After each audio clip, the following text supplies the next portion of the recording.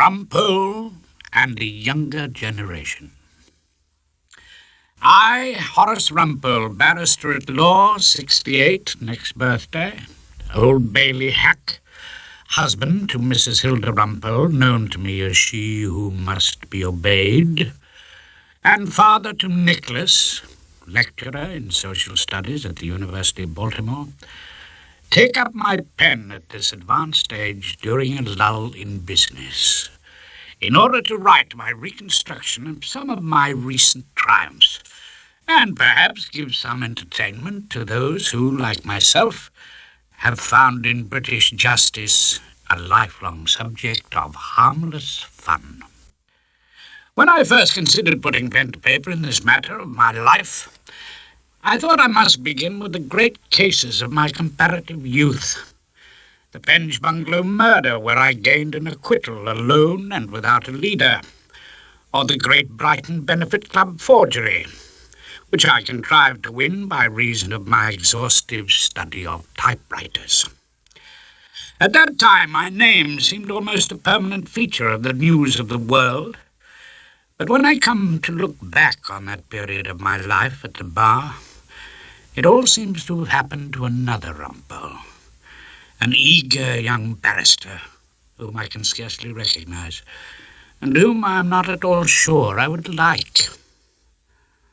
I'm not a public figure now, but I suppose I must have become pretty well known, if not something of a legend, around the Old Bailey and Pomeroy's wine bar in Fleet Street, in the robing room at London Sessions, and in the cells at Brixton Prison. They know me there for never pleading guilty, for chain-smoking small cigars, and for quoting Wordsworth when they least expected. To understand the full effect on my family life of that case, which I have called Rumpole and the Younger Generation, it is necessary to know a little of my past. My father, the Reverend Wilfred Rumpole, was a Church of England clergyman who, in early middle age, came reluctantly to the conclusion that he no longer believed in any one of the 39 Articles. As he was not fitted by character or training for any other profession, he had to soldier on in his living in Croydon, and by a good deal of scraping and saving, he was able to send me as a boarder to a minor public school on the Norfolk coast. I later went to Keble College, Oxford, where I achieved a dubious third in law. My father's example and the number of theological students I met at Keble gave me an early mistrust of clergymen, whom I have always found to be most unsatisfactory witnesses. If you call a clergyman in mitigation, the old darling can be guaranteed to add at least a year to the sentence. When I first went to the bar, I entered the chambers of C.H. Whiston. Whiston had a moderate practice, acquired rather by industry than talent, and a strong disinclination to look at the photographs in murder cases, being particularly squeamish on the fascinating subject of blood. He also had a daughter, Hilda Whiston, as was now Mrs. Hilda Rumpole. I was ambitious in those days. I did my best to cultivate Whiston's clerk, Albert, and I started to get a good deal of criminal work. I did what was expected of me and spent happy hours round the Bailey and Sessions, and my fame grew in criminal circles. At the end of the day, I would take Albert for a drink in Pomeroy's wine bar. We got on extremely well, and he would always recommend his Mr. Rumpole if a solicitor rang up with a particularly tricky, indecent assault or a nasty case of receiving stolen property. There is no point in writing your memoirs unless you are prepared to be completely candid. And I must confess that in the course of a long life I have been in love on several occasions. I'm sure that I loved Miss Porter, the shy and nervous but at times liberated daughter of Septimus Porter, my Oxford tutor in Roman law. And during my service with the ground staff of the RAF, I became helplessly smitten with the charms of an extremely warm-hearted and gallant officer of the WAFs by the name of Miss Bobby O'Keefe. But I was no match for the wings of a pilot officer, as appeared on the chest of a certain Sam Three Fingers Doherty. But my relationship with Hilda Whiston was rather different. To begin with, she seemed part of life in Chambers. She was always interested in the law and ambitious, first for her widowed father, and then, when he proved himself unlikely Lord Chancellor material, for me. She often dropped in for tea on her way home from shopping, and Whiston used to invite me in for a cup. One year I was detailed off to be her partner at the Inns of Court ball. There it became clear to me that I was expected to marry Hilda. It seemed a step in my career, like getting a brief in the Court of Appeal or doing a murder. When she proposed to me, as she did over a glass of claret cup after an energetic waltz, Hilda made it clear that when old Whiston finally retired, she expected to see me head of Chambers. I, who have never felt at a loss for a word in court, found absolutely nothing to say. In that silence, the matter was concluded. So now you must picture Hilda and me 25 years later, with a son at the same East Coast public school which I just managed to afford from the fruits of crime, in our matrimonial home at 25B Froxbury Court, Gloucester Road. We were having breakfast, and between bites of toast, I was reading my brief for that day, an Old Bailey trial of the 16-year-old Jim Timpson, charged with robbery with violence, he having allegedly taken part in a wage snatch on a couple of elderly butchers, an escapade planned in the playground of the local comprehensive. As so often happens, the poet Wordsworth, that old sheep of the Lake District, sprang immediately to mind, and I gave tongue to his lines, well knowing that they must only serve to irritate she who must be obeyed.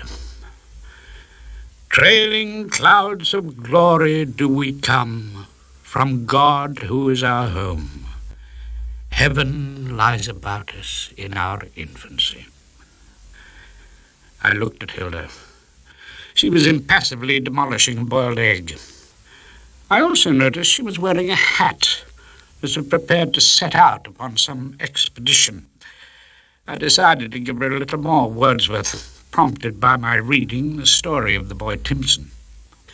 Shades of the prison house begin to close upon the growing boy. Hilda spoke at last. Rumpole, you're not talking about your son, I hope. Shades of the prison house begin to close, not round our son, of course. No, not round Nick. Shades of the public school have grown round him, the 1,000 quid a year remand home. Hilda always thought it indelicate to refer to the subject of school fees. She became increasingly businesslike. He's breaking up this morning. Shades of the prison house began to open up for holidays. Nick has to be met at 11:15 at Liverpool Street and given lunch. When he went back to school, you promised him a show. You haven't forgotten. Hilda was clearing away the plates rapidly. To tell the truth, I had forgotten the date of Nick's holidays, but I let her assume I had a long-planned treat laid on for him. Of course I haven't forgotten. The only show I can offer him is a robbery with violence in number 2 court at the Old Bailey. I wish I could lay on a murder. Nick's always so enjoyed my murders. Well, I must fly, Hilda said. Daddy gets so crotchety if anyone's late, and he does love his visits. Our father, which art in Horsham, give my respects to the old sweetheart. It had also slipped my mind that old C.H. Whiston was laid up with a dicky ticker in Horsham General Hospital. The hat was, no doubt, a clue I should have followed. Hilda usually goes shopping in a headscarf. By now she was at the door and looking disapproving. "Old sweetheart is hardly how you used to talk of the head of your chambers. And somehow I can never remember to call the head of my chambers Daddy." The door was open. Hilda was making a slow and effective exit. "Tell Nick I'll be back in good time to get his supper." "Your wish is my command," I muttered. "And try not to leave the kitchen looking as though it's been hit by a bomb." "I hear, O Master of the Blue Horizons," I said, and added, for good measure, "She who must be obeyed." Soon after I finished my breakfast with Hilda and made plans to meet my son at the start of his holidays from school, Fred Timpson, star of a dozen court appearances, was seeing his son in the cells under the Old Bailey as the result of a specially arranged visit.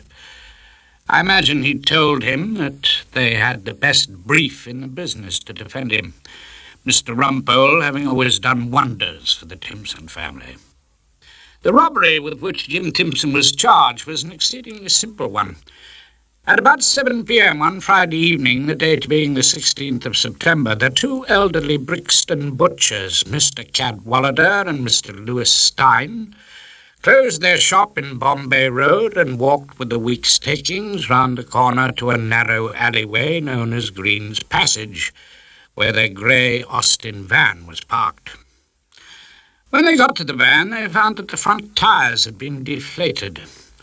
They stooped to inspect the wheels, and as they did so, they were attacked by a number of boys, some armed with knives and one flourishing a cricket stump.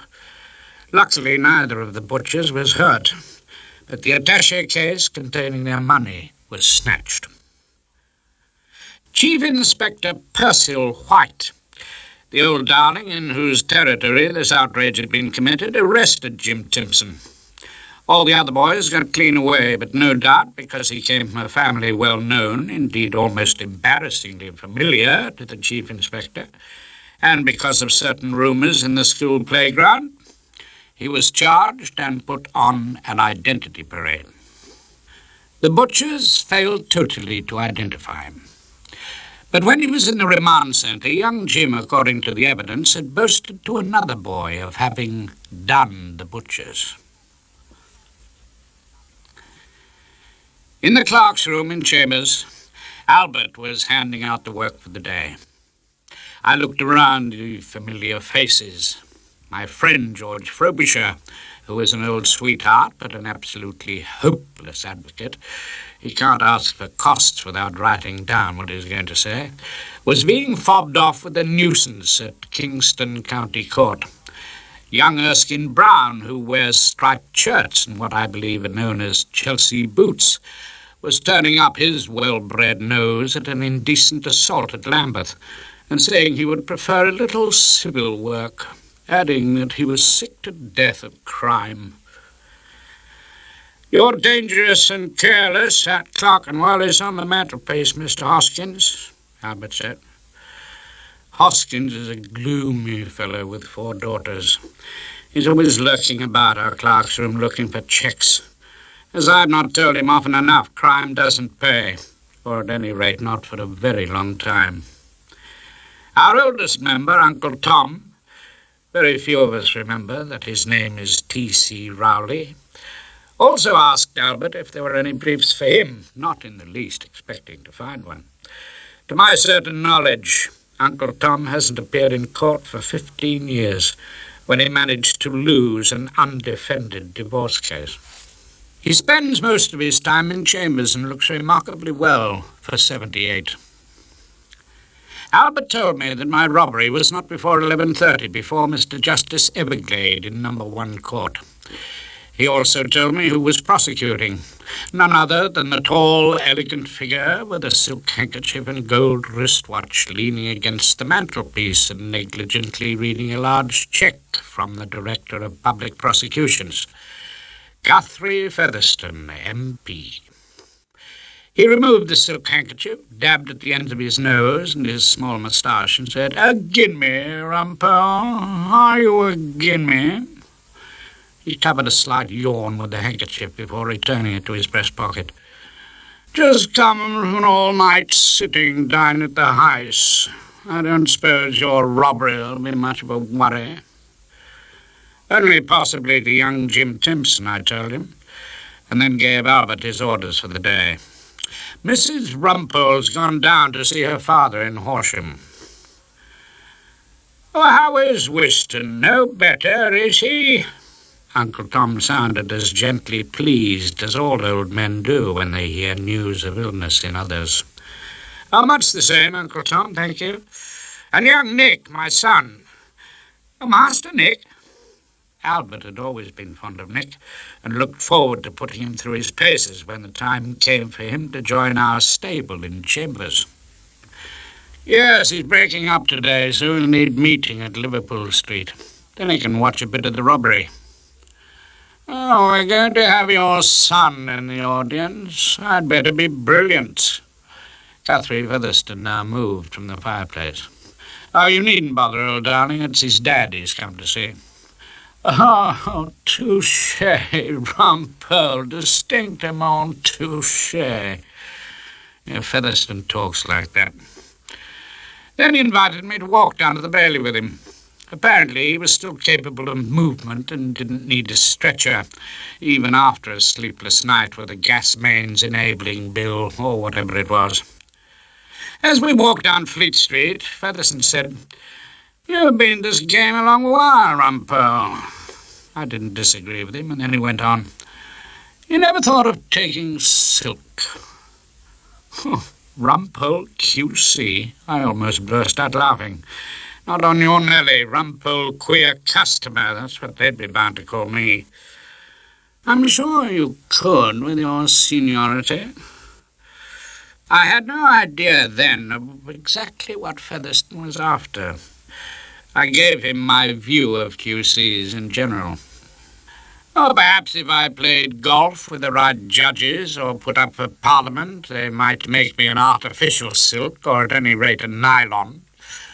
It was at that point I realized I had put up a bit of a black. "Oh, sorry, I forgot. You did put up for Parliament." "Yes. You never thought of Rumpole QC?" Featherstone had apparently taken no offence. "Never," I told him. "I have the honour to be an Old Bailey hack. That's quite enough for me." At which point we turned up into Newgate Street, and there it was in all its glory.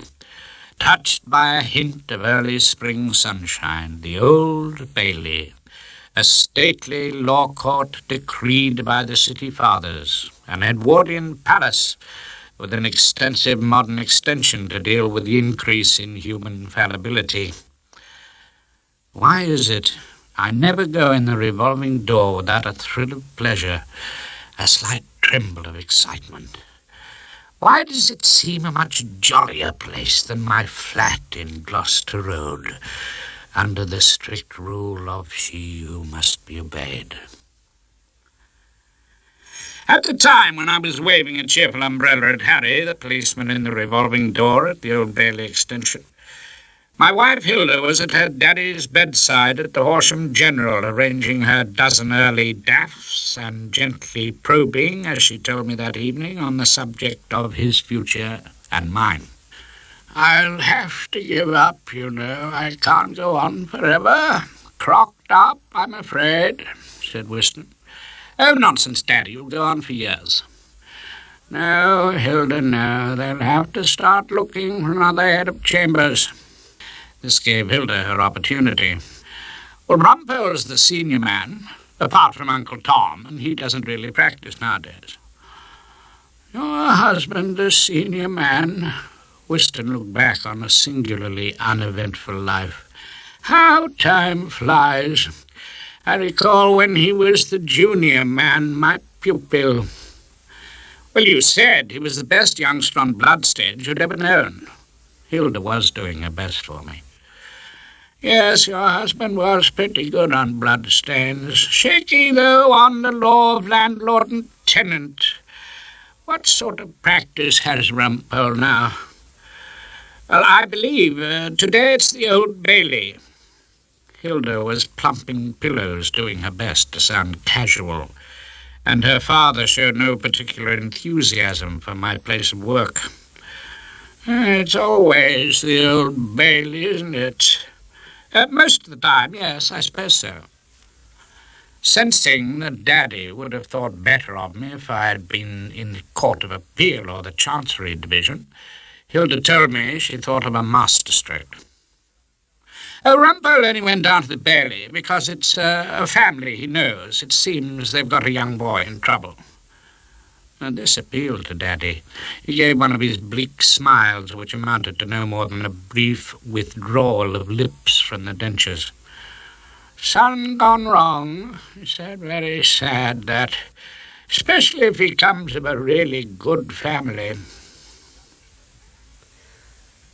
That really good family, the Timpsons, was out in force and waiting outside number 1 court by the time I had got on the fancy dress. Yellowing horsehair wig, gown, become more than a trifle tattered over the years, and bands round the neck that Albert ought to have sent to the laundry after last week's death by dangerous driving.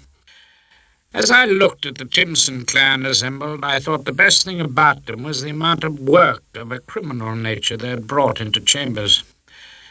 They were all dressed for the occasion, the men in dark blazers, suede shoes, and grey flannels, the ladies in tight-fitting suits, high heels, and elaborately piled hairdos. I had never seen so many ex-clients together at one time. "Mr. Rumpole." "Ah, Bernard, you're instructing me." Mr. Bernard, the solicitor, was a 30-ish, perpetually smiling man in a pinstriped suit. "I'm always your instructing solicitor in the Timpson case, Mr. Rumpole." Mr. Bernard beamed, and Fred Timpson, a kindly man and most innocent robber, stepped out of the ranks to do the honours. "Nothing but the best for the Timpsons. Best solicitor and best barrister going. You know my wife, Vi?" Young Jim's mother seemed full of confidence. As I took her hand, I remembered I had got Vi off on a handling charge after the Croydon bank raid. "Uncle Cyril?" Fred introduced the plumpish uncle with the small moustache, whom I was sure I remembered. What was his last outing exactly? Carrying house-breaking instruments by night. "Uncle Dennis? You remember Den, surely, Mr. Rumpole?" I did. Den's last little matter was an alleged conspiracy to forge logbooks. "And Den's Doris?" Auntie Doris came at me in a blur of hennaed hair and darkish perfume. "And yours truly, Frederick Timpson, the boy's father." A family to breed from, the Timpsons. Must almost keep the Old Bailey going single-handed. "You're going to do your best for our young Jim, I'm sure, Mr. Rumpole." I didn't find the simple faith of the Timpsons that I could secure acquittals in the most unlikely circumstances especially encouraging. But then Jim's mother said something which I was long to remember. "He's a good boy. He was ever so good to me while Dad was away." So that was Jimbo's life. Head of the family at 14, when Dad was off on one of his regular visits to Her Majesty. "It's how young Jim's first appearance like, at the Old Bailey." Fred couldn't conceal a note of pride. It was Jim Boy's bar mitzvah, his first communion. So we chatted a little about how all the other boys got clean away, which I told them was a bit of luck, as none of them would go into the witness box and implicate Jim. And Bernard pointed out that the identification by the butchers was pretty hopeless. Well, what did he expect? Would you have a photographic impression of the young hopeful who struck you a smart blow on the back of the head with a cricket stump? We talked with that curious suppressed excitement there always is before a trial, however disastrous the outcome may be. And I told them the only thing we had to worry about, as if that were not enough, was Jim's confession to the boy in the remand centre, a youth who rejoiced in the name of Peanuts Malloy. "Peanuts Malloy, little grass!" Fred Timpson spoke with a deep contempt. Old Percival White fitted him up with that one, didn't he? Uncle Cyril said, as if it was the most natural thing in the world, and only to be expected. Chief Detective Inspector White, Bernard explained. Oh, why should the Chief Inspector want to fit up your Jimbo? It was a question to which I should have known what their answer would be. Because he's a Timpson, that's why, said Fred. The Chief Inspector put that little grass into Jim's painting class at the Remand Centre. Fred had no doubt about it. Jim had apparently poured out his soul to Peanuts. The evidence sounded to my old ears completely convincing, and Bernard read us a snatch from his file. We planned to do the old blokes from the butcher's and grab the wages. That, I reminded the assembled company, is what Peanuts will say Jim told him. You think I'd bring Jim up to talk in the neck like that? The Timpsons ain't stupid. Fred was outraged, and Vi, pursing her lips in a sour gesture of wounded respectability, added, His dad's always told him, never say a word to anyone you're banged up with, bound to be a grass. And especially not to one of the Malloys, noted grasses. That family always has been. No, Mr. Rumpole, no Timpson would ever speak to a Malloy. So you're sure Jimbo never said anything to Peanuts? I was wondering exactly how I could explain the deep but not particularly creditable origins of this family hostility to the jury. I give you my word, Mr. Rumpole, ain't that enough for you? No Timpson would ever speak to a Malloy, not under any circumstances.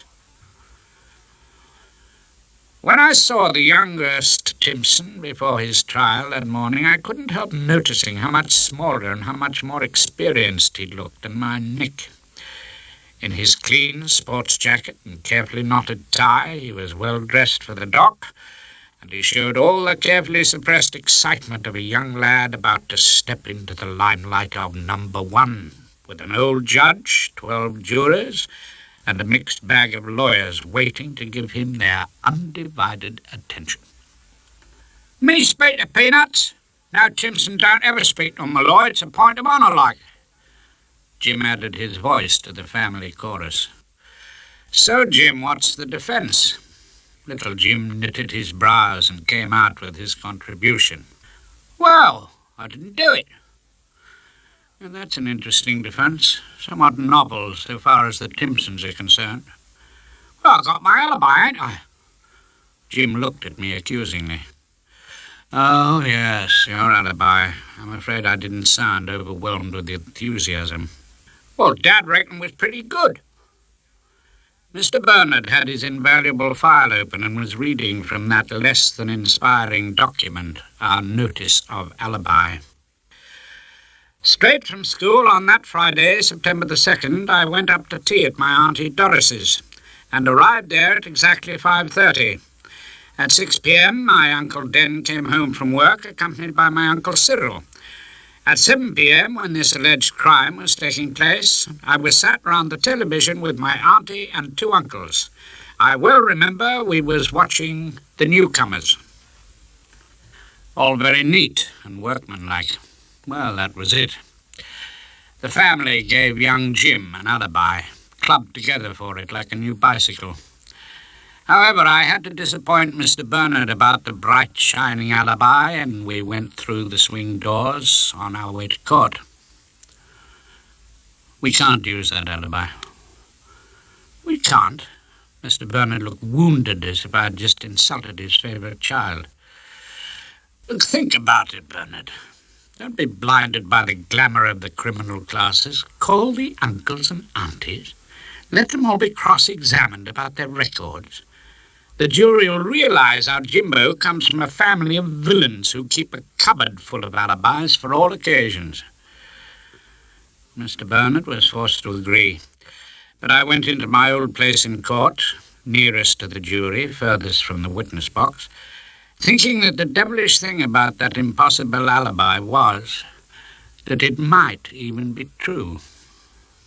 So there I was, sitting in my favourite seat in court, down in the firing line, and there was Jim Boy, undersized for a prisoner, just peeping over the edge of the dock, guarded in case he ran amok and started attacking the judge by a huge dock officer. There was the jury, solid and grey, listening impassionately as Guthrie Featherstone spread out his glittering mass of incriminating facts before them.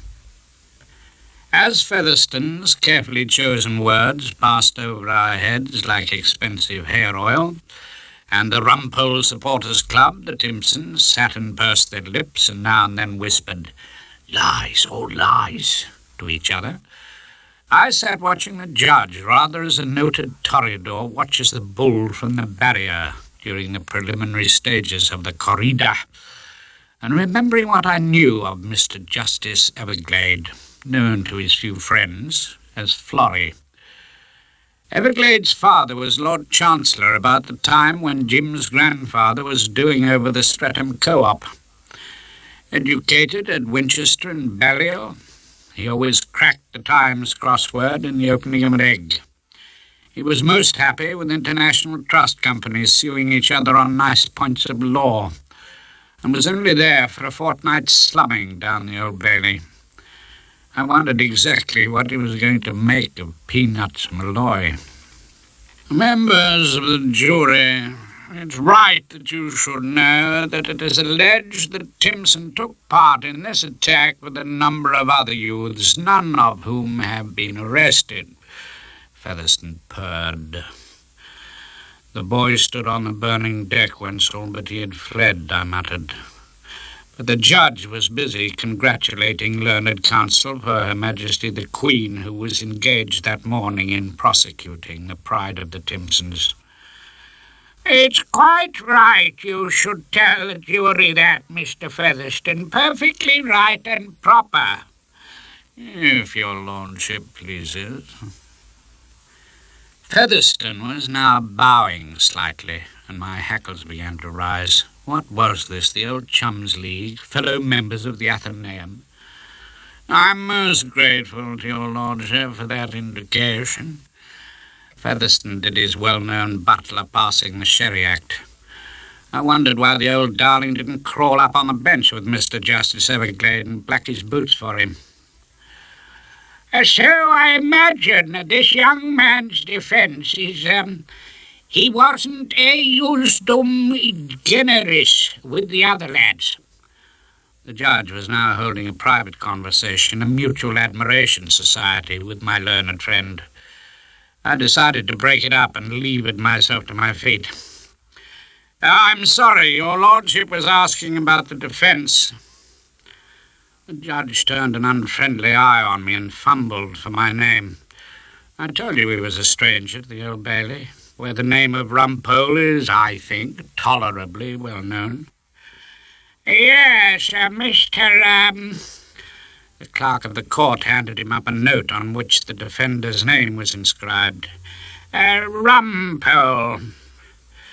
I am reluctant to intrude on your lordship's confidential conversation with my learned friend, but your lordship was asking about the defence.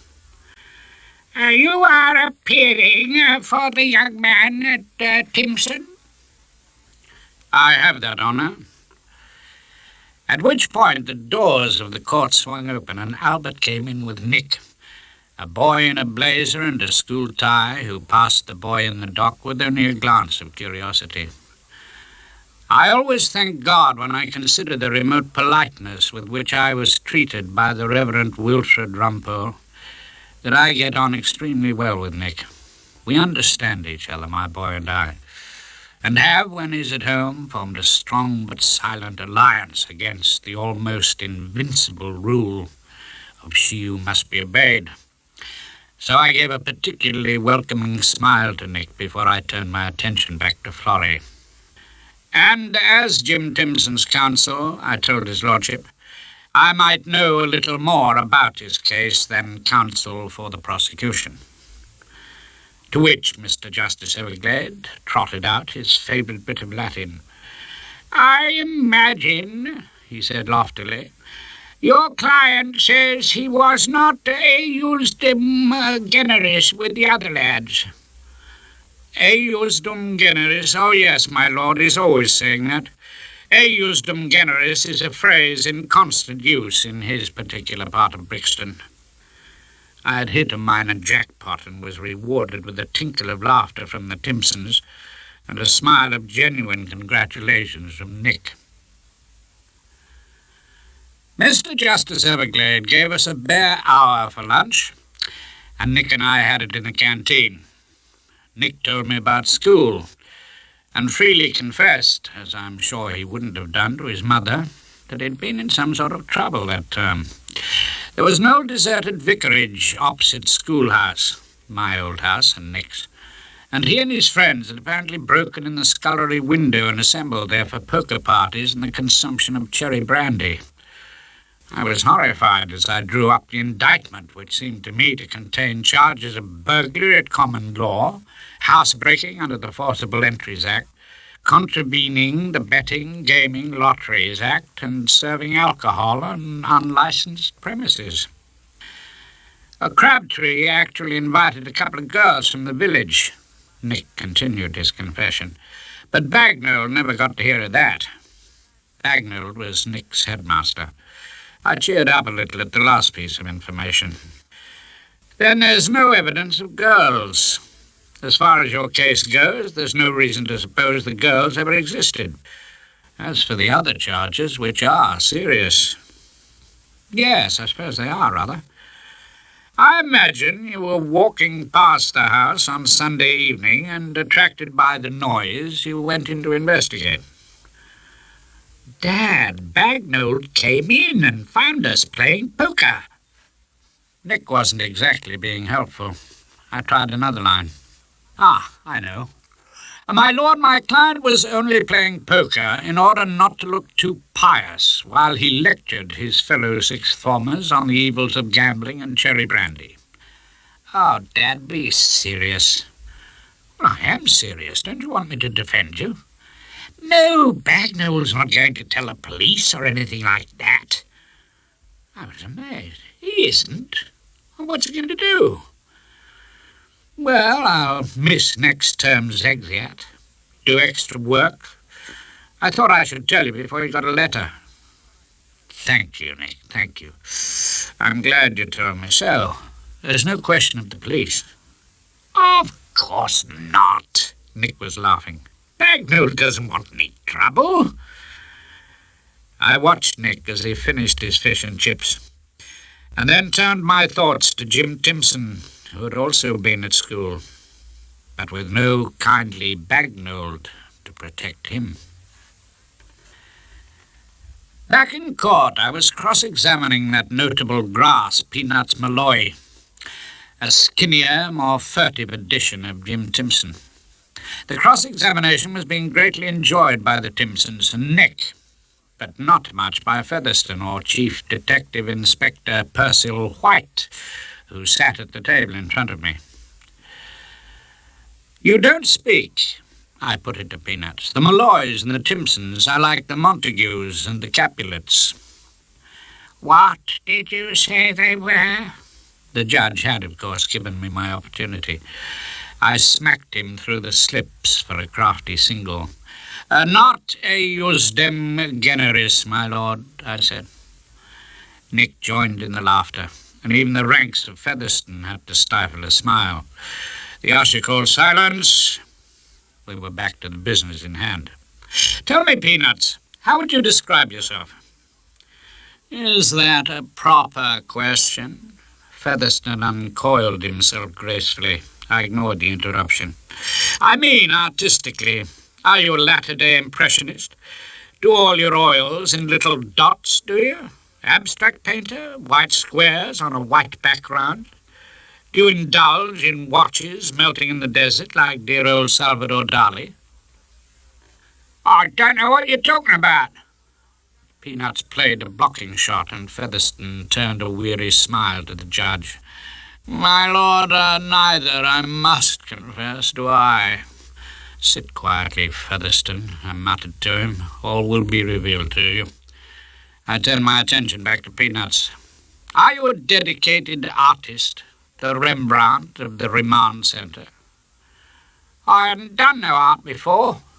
Peanuts confirmed my suspicions. So are we to understand that this occasion when Jim poured out his heart to you was the first painting lesson you'd ever been to? Peanuts admitted it. You'd been at the Remand Centre how long? Couple of months. I was done for a bit of an affray. I didn't ask you that. And I'm sure the reason you were on remand was entirely creditable. What I want to know is what inspired you with this sudden fascination for the arts? Well, a chief screw. He suggested it. You were suddenly told to join the painting class, weren't you? And put yourself next to Jim. Something like that, yeah. And you were sent there not in the pursuit of art, Peanuts, but in the pursuit of evidence. You knew that, and you supplied your masters with just what they wanted to hear, even though Jim Timpson didn't say a word to you. Everyone in court, including Nick, looked impressed. Detective Inspector White bit hard on a polo mint, and Featherstone oozed to his feet in a rescue bid. I don't know quite what my learned friend is saying. Is he suggesting that the police... Oh, it's an old trick, I said, staring hard at the Chief Inspector. Bang the suspect up with a notable grass when you're really pushed for evidence. They do it with grown-ups often enough.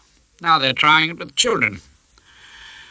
Mr. Rumpole, the judge sighed, you are speaking a language which is totally foreign to me. Let me try and make myself clear, my lord. I was suggesting that Peanuts was put there as a deliberate trap. By now, even the judge had the point.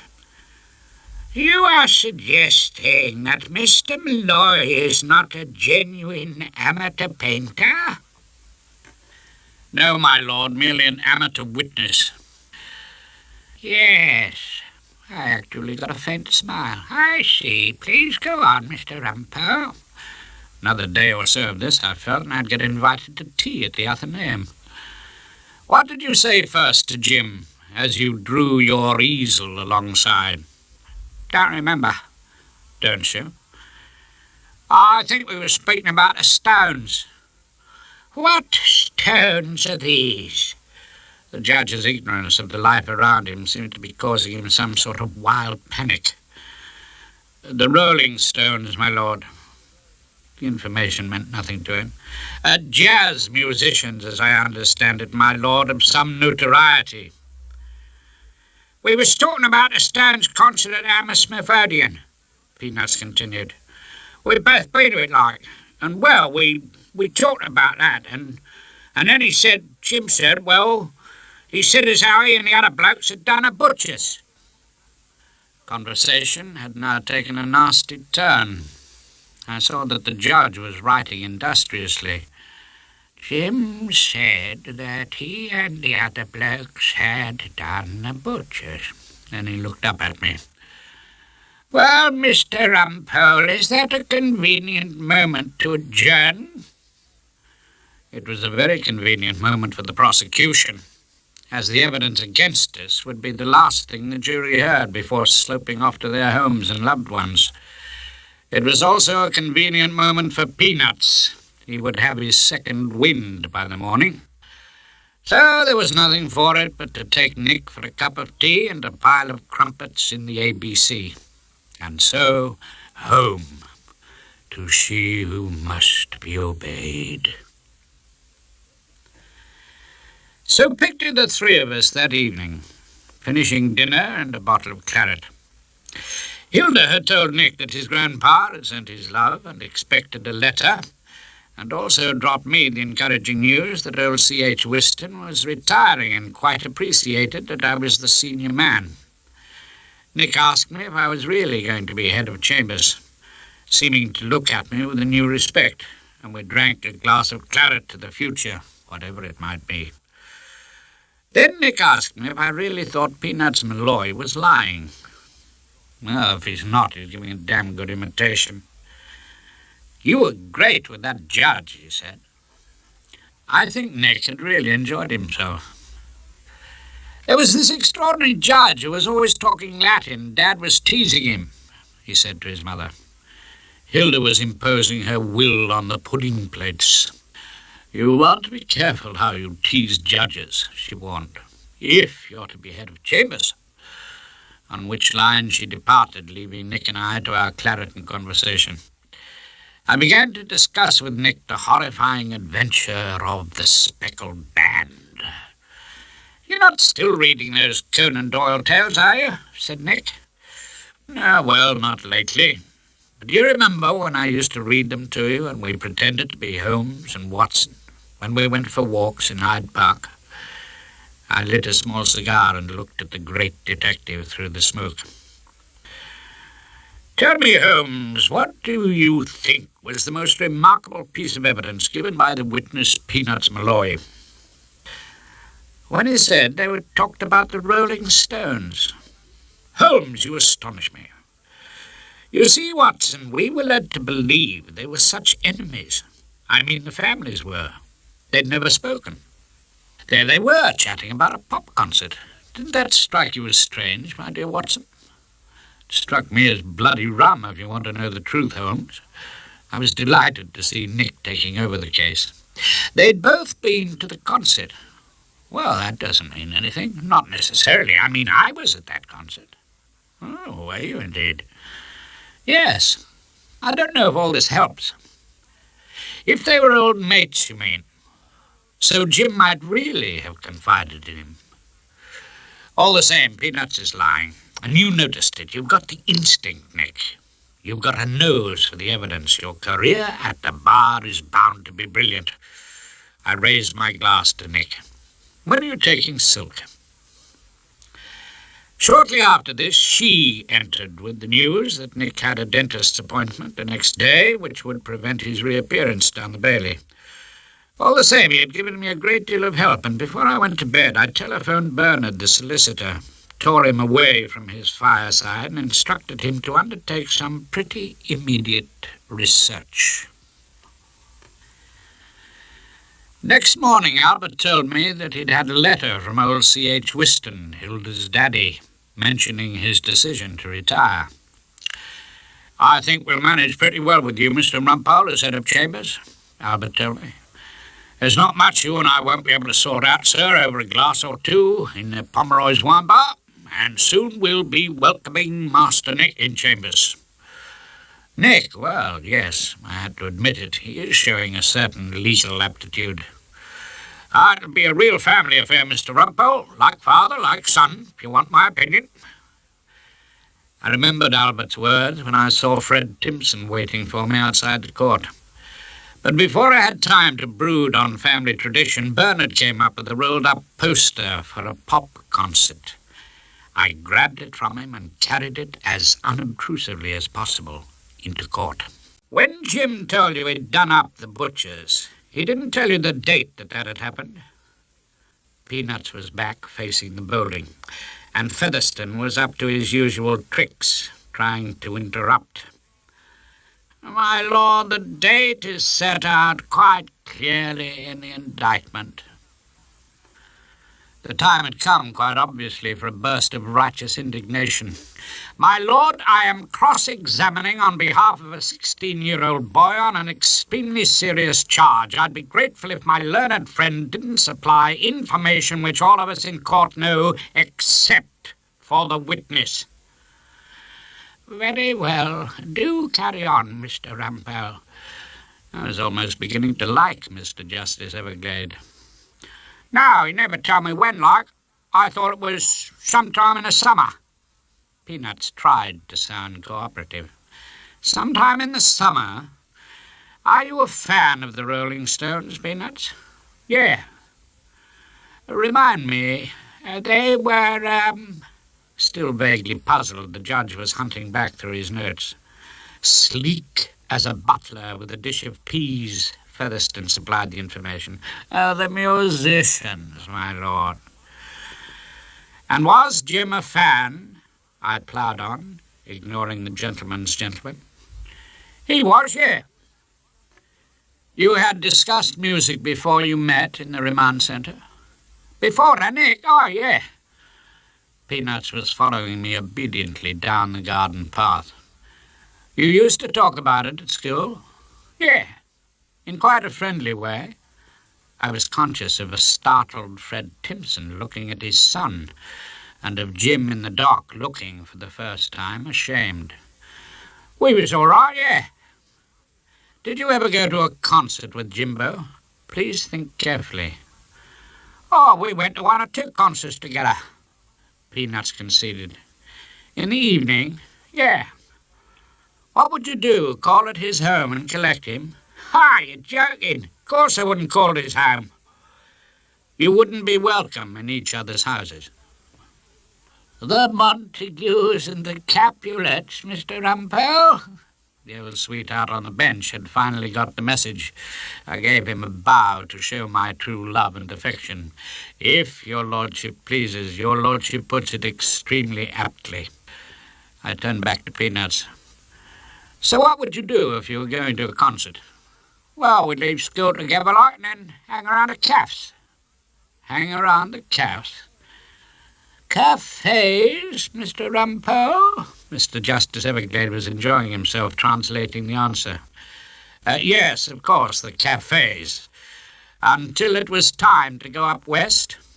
If my lord would allow me, up to the west end of London. Yeah. So you wouldn't be separated on these evenings you went to concerts together? It was one of those questions after which you hold your breath. There can be so many wrong answers. No, we hung around together. Rumpole breathed a little more easily, but he still had the final question, the great gamble, with old Jim Timpson's chips firmly piled on the red. Fais vos jeux, monsieur et madame, of the Old Bailey jury. I spun the wheel. And did that happen when you went to the Rolling Stones at the Hammersmith Odeon? A nasty silence. Then the ball rattled into the hole. Peanut said, Yeah. That was this summer, wasn't it? We were into the straight now, cantering home. In the summer, yeah. You left school together and hung round a cap slot and we went up the Odeon. Together, all the time. Well, I told you, didn't I? Peanuts looked bored and then amazed as I unrolled the poster Bernard had brought. Rushed by taxi from Hammersmith with the date clearly printed across the bottom. My lord, my learned friend might be interested to know the date of the only Rolling Stones concert at Hammersmith Odeon this year. I gave Featherston an unwelcome eyeful of the poster. He might like to compare it with the date so conveniently set out in the indictment. When the subsequent formalities were over, I went down to the cells. This was not a visit of commiseration. In fact, it would be fair to say I was bloody angry with Jimbo. You had an alibi. You had a proper, reasonable, truthful alibi. And joy of joys, it came from the prosecution. Why the hell didn't you tell me? Jim, who seemed to have little notion of the peril he had passed, answered me quite calmly. Dad wouldn't have liked it. Dad? What's Dad got to do with it? I was astonished. He wouldn't have liked it, Mr. Rumpole, not me going out with Peanuts. So you were quite ready to be found guilty, to be convicted of robbery, just because your dad wouldn't like it going out with Peanuts Malloy? Well, Dad got a family to alibi me. Jim clearly felt that the Timpsons had done their best for him. Anyway, thanks a lot, Mr. Rumpole. Dad said I could rely on you to win the day, like. I better collect my things. Wait a minute. I didn't win the day. It was luck, the purest fluke. It won't happen again. Ah, you're joking, Mr. Rumpole. Jim thought I was being modest. Dad told me about you. He says you never let the Timpsons down. I had a sudden vision of my role in life, from young Jim's point of view, and I gave him the voice of outrage which I use frequently in court. I had a message of importance for Jim Timpson. Do you think that's what I'm here for? To help you along in a career like your dad's? Jim was still smiling maddeningly. My God, I shouldn't have asked those questions. I shouldn't have found out the date of the concert. Then you'd really be happy, wouldn't you? You could follow in Dad's footsteps all your life. Sharp spell of Borstal training to teach you the mysteries of housebreaking, and then a steady life in the nick. Oh, you might really do well. You might end up in Parkhurst, maximum security wing, doing a glamorous 20 years and a hero to the screws. At which the door opened and a happy screw entered for the purpose of springing young Jim. Until the inevitable next time. We've got his things at the gate, Mr. Rumpole. Come on, Jim. You can't stay here all night. I've got to go, Jim agreed. I don't know how to face Dad, really. Me being so friendly with peanuts. Jim, I tried a last appeal. If you're at all grateful for what I did. Oh, I am, Mr. Rumpole. I'm quite satisfied. Generous of him. Then you can perhaps repay me. What? Aren't you on legal aid? It's not that. Leave him. Leave your dad. Jim frowned. For a moment he seemed to think it over. And then he said, Oh, I don't know as how I can. You don't know? Well, Mum depends on me, you see. Like when Dad goes away. She depends on me then as head of the family. So he left me and went up to temporary freedom and his new responsibilities. My mouth was dry and I felt about 90 years old. So I took the lift up to that luxurious eatery, the Old Bailey canteen, for a cup of tea and a penguin biscuit. At a table in the corner, I found certain members of my chambers, George Frobisher, Percy Hoskins, and young Tony Macleay, now resting from their labours, their wigs lying among cups of Old Bailey tea, buns, and chalky bicks. I joined them. Wordsworth entered my head, and I gave him an airing. Trailing clouds of glory do we come. Yes, marvellous win, that. I was telling them. Young Macleay thought I was announcing my triumph. Yes, Rumpole, I hear you've had a splendid win. Old George, ever generous, smiled, genuinely pleased. It'll be years before you get the cheque, Hoskins grumbled. Albert tells me he's had a letter from Whiston, George said. I just wanted to say, I'm sure we'd all like to say, you'll make a splendid head of chambers, Rumpole.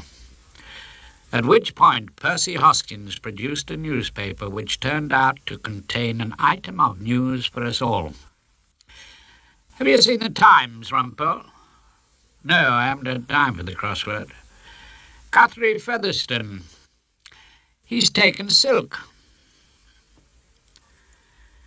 It was the apotheosis, a great day for the Labour Conservative member for wherever it was.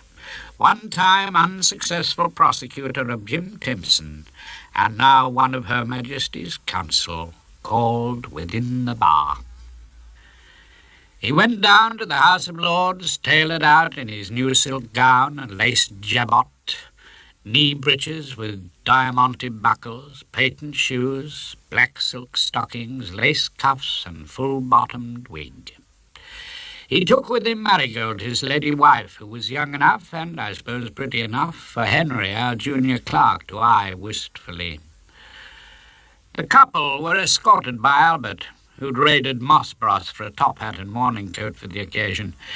And when the Lord Chancellor had welcomed Guthrie to that special club of Queen's Counsel, on whose advice the Queen, luckily for her, never has to rely for a moment, they came back to chambers, where champagne was served by Henry and old Miss Peterson, our typist, in Whiston's big room looking out over Temple Gardens. After the fourth glass, I felt able to relax a bit. I wandered off to where Uncle Tom was giving Marigold a brief history of life in our chambers over the last half-century. Percy Hoskins was in attendance, and George.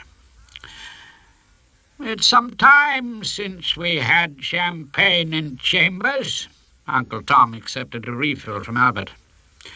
It's some time since we had a silk in Chambers. Hoskins smiled at Marigold, who flashed a row of well-groomed teeth back at him. Your husband's star has risen so quickly, Mrs. Featherstone. Only 10 years' call, and he's an MP and leading counsel. Hoskins was clearly so excited by the whole business, he had stopped worrying about his checks for half an hour. Oh, it's the PR, you know. Guthrie's frightfully good at the PR. Guthrie always says the most important thing at the bar is to be polite to your instructing solicitor. Don't you find that, Mr. Rumpole? Polite to solicitors? It's never occurred to me. Guthrie so admires you, Mr. Rumpole. He admires your style of advocacy. I had just sunk another glass of the beaded bubbles as passed by Albert, and I felt a joyous release from my usual strong sense of tact and discretion. I suppose it makes a change from bowing 3 times and offering to black the judge's boots for him. Marigold's smile didn't waver. He says you're most amusing out of court, too. Don't you quote poetry? Only in moments of great sadness, madam, or extreme elation. Guthrie's so looking forward to leading you in his next big case. This was an eventuality which I should have taken into account as soon as I saw Guthrie in silk stockings. As a matter of fact, it had never occurred to me. Leading me? Did you say leading me? Well, he has to have a junior now, doesn't he? Naturally, he'll want the best junior available. Now he's a leader, and now he's left the junior bar. At which point the QC himself bore down on us in a rustle of silk and drew me into a corner. I just want to say I don't see why recent events should make the slightest difference to the situation in Chambers. You are the senior man in practice, Rumpole. Henry was passing with the fizzing bottle. I held out my glass, and the tide ran foaming in it. You wrong me, Brutus, I told Featherstone. You said an older soldier, not a better. Quotation. Touché, very apt. Is it? I mean, all this will make absolutely no difference. I'll still support you, Rumpole, as the right candidate for head of Chambers. I didn't know about being a candidate, having thought of the matter as settled, and not being much of a political animal. But before I had time to reflect on whatever the honourable member was up to, the door opened, letting in a formidable draught, and the head of Chambers, C.H. Whiston, she's daddy, wearing a tweed suit, extremely pale, supported by Albert on one side and a stick on the other. He made the sort of formidable entrance that the ghost of Banquo stages at dinner with the Macbeths. He was duly installed in an armchair, from which he gave us all a wintry smile. Albert wrote to me about this little celebration. I was determined to be with you, and the doctor has given permission for no more than 1 glass of champagne. Whiston held out a transparent hand into which Albert inserted a glass of non-vintage. Whiston lifted this with some apparent effort and gave us a toast. To the great change in Chambers, now we have a silk.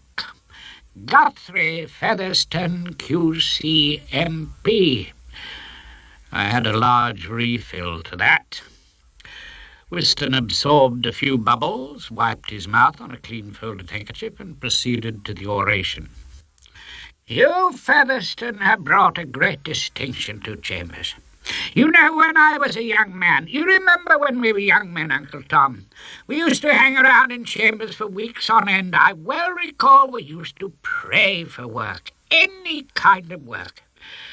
But as you grow older at the bar, you discover it's not having any work that matters. It's the quality that counts. Here. I'm always saying we ought to do more civil. This was the dutiful Erskine Brown inserting his oar. Now, Guthrie Featherstone, QCMP, will, of course, command briefs in all divisions. Planning, contract. Whiston's voice sank to a note of awe. Even Chancery. I was so afraid after I've gone that this Chambers might become known as merely a criminal set. And, of course, there's no doubt about it. Too much criminal work does rather lower the standing of a Chambers. Couldn't you install pithead baths? I hadn't actually meant to say it aloud, but it came out very loud indeed. Ah, Horace. Whiston turned his pale eyes on me for the first time.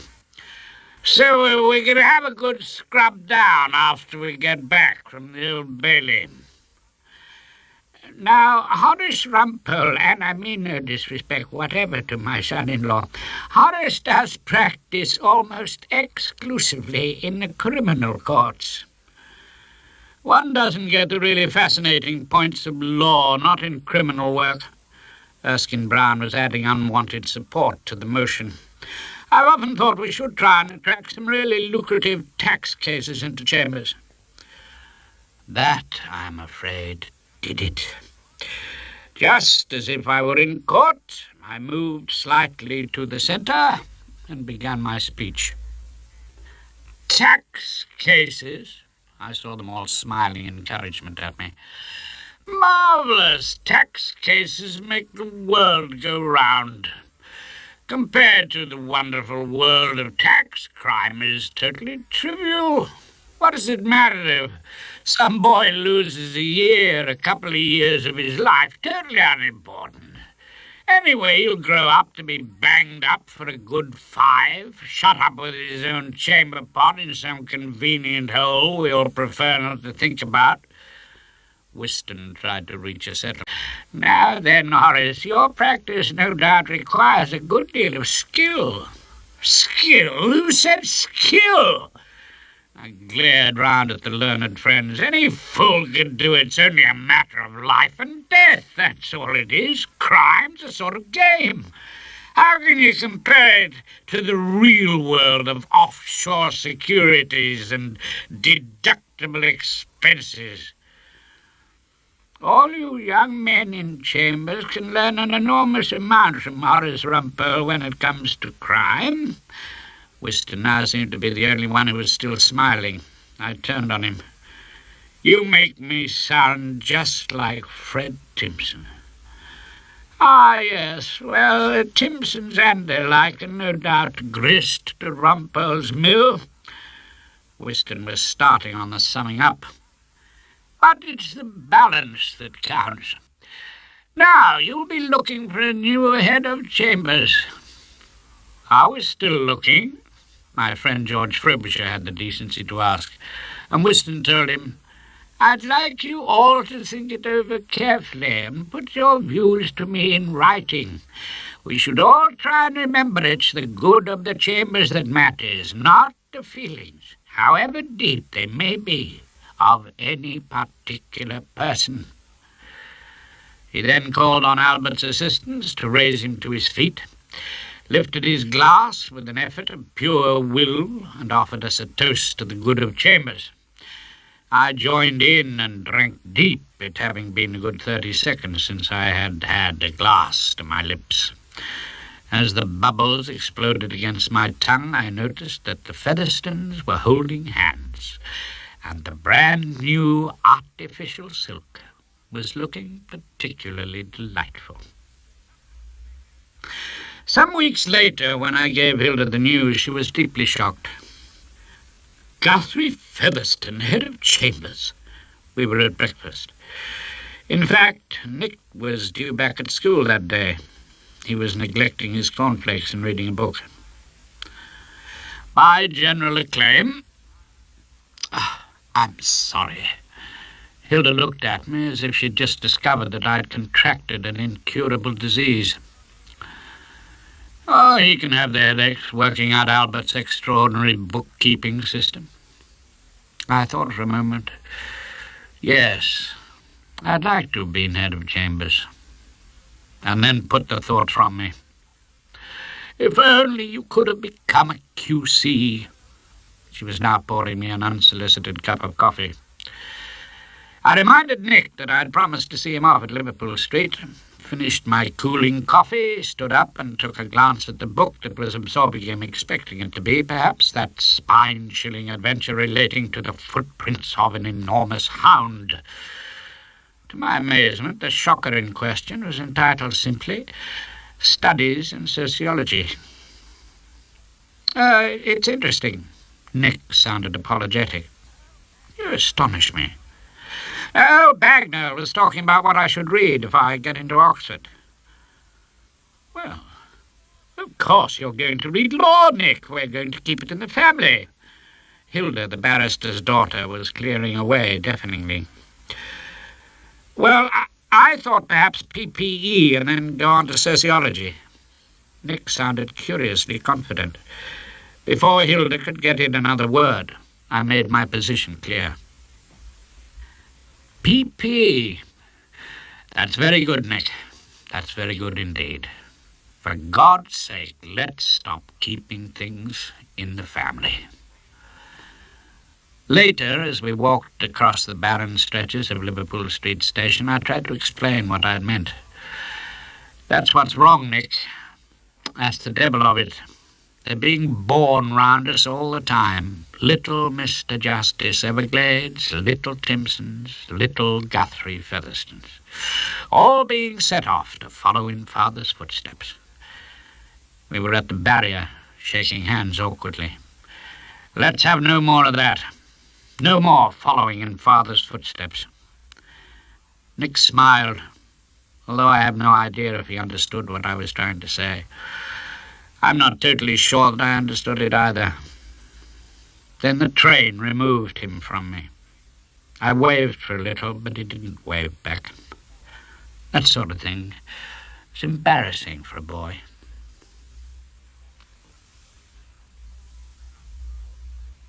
Rumpole and the Alternative Society.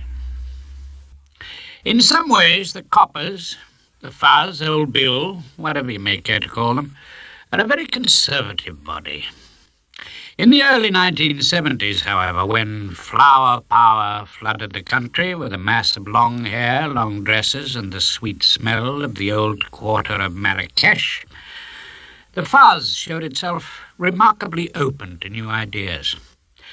Provincial drug squads were issued with beads, Afghan waistcoats, headbands, and guitars, along with their usual size 11 boots, and took lessons in a new language, learning to say, "Cool it, man," or "make love, not war." It was also a time when the figures of the establishment fell into disrepute, and to be a barrister was to be regarded by the young as a sort of undesirable cross between Judge Jeffreys and Mr. Nixon, as I knew from the sullen looks of the young ladies Nick, who was then at Oxford and reading PPE, brought home in the holidays. I have never felt so clearly the number of different countries, all speaking private languages and with no diplomatic relations, into which England is divided. I cannot think, for example, of a world more remote from the Temple or the Inns of Court than that tumble-down Victorian house in the West Country, number 34, Balaclava Road, Cold Sands, which the community who inhabited it had christened Nirvana, and which contained a tortoise, who looked to me heavily drugged, a number of babies, some surprisingly clean young men and women, a pain in the neck named Dave, and a girl called Cathy Trelawney, whom I never met until she came to be indicted in the Cold Sands Crown Court on a charge of handling a phenomenal amount of cannabis resin, valued at about £10,000. Cold Sands is a rather unpopular resort in the west of England, with a high rainfall, a few Regency terraces, a large number of old people's homes, and a string quartet at tea time in the winter gardens. On the face of it, an unlikely place for crime to flourish. But a number of young people did form a community there at Nirvana, a place which the local inhabitants regarded as the scene of numerous orgies. To this house came a dealer named Jack, resplendent in his hippie attire, to place a large order for cannabis, which Cathy Trelawney set about fulfilling with the aid of a couple of Persian law students with whom she had made contact at Bristol University. Very soon after the deal was done, and a large quantity of money handed over, Jack the hippie was revealed as Detective Sergeant Jack Smedley of the local force. The strong arm of the law descended on Nirvana. The Persian law students decamped to an unknown address in Morocco, and Rumpole, who had had a few notable successes with dangerous drugs, was dug out of Old Bailey and placed upon the 12:15 from Paddington to Coal Sands, enjoying the rare luxury of a quiet corner seat in a first-class luncheon car by courtesy of the Legal Aid Fund of Great Britain.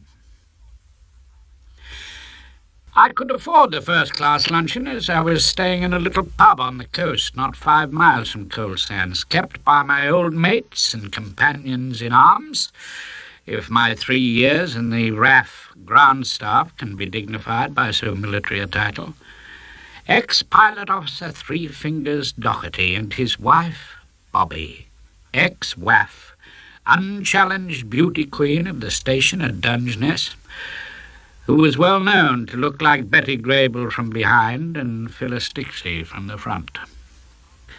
I've spoken of Bobby already in these reminiscences, and I'm not ashamed to say that although I was already married to Hilda when we met, she captured my heart and continued to hold it fast long after the handsome pilot officer captured hers. I was therefore keenly looking forward to renewing my acquaintance. We had had a desultory correspondence, but we hadn't met for many years. So I was, as you can imagine, in a good mood as we rattled past Reading, and cows began to be visible, standing in fields, chewing the cud, as though there were no law courts or judges in the world. You very rarely see a cow down the Bailey, which is one of the reasons I enjoy an occasional case on circuit.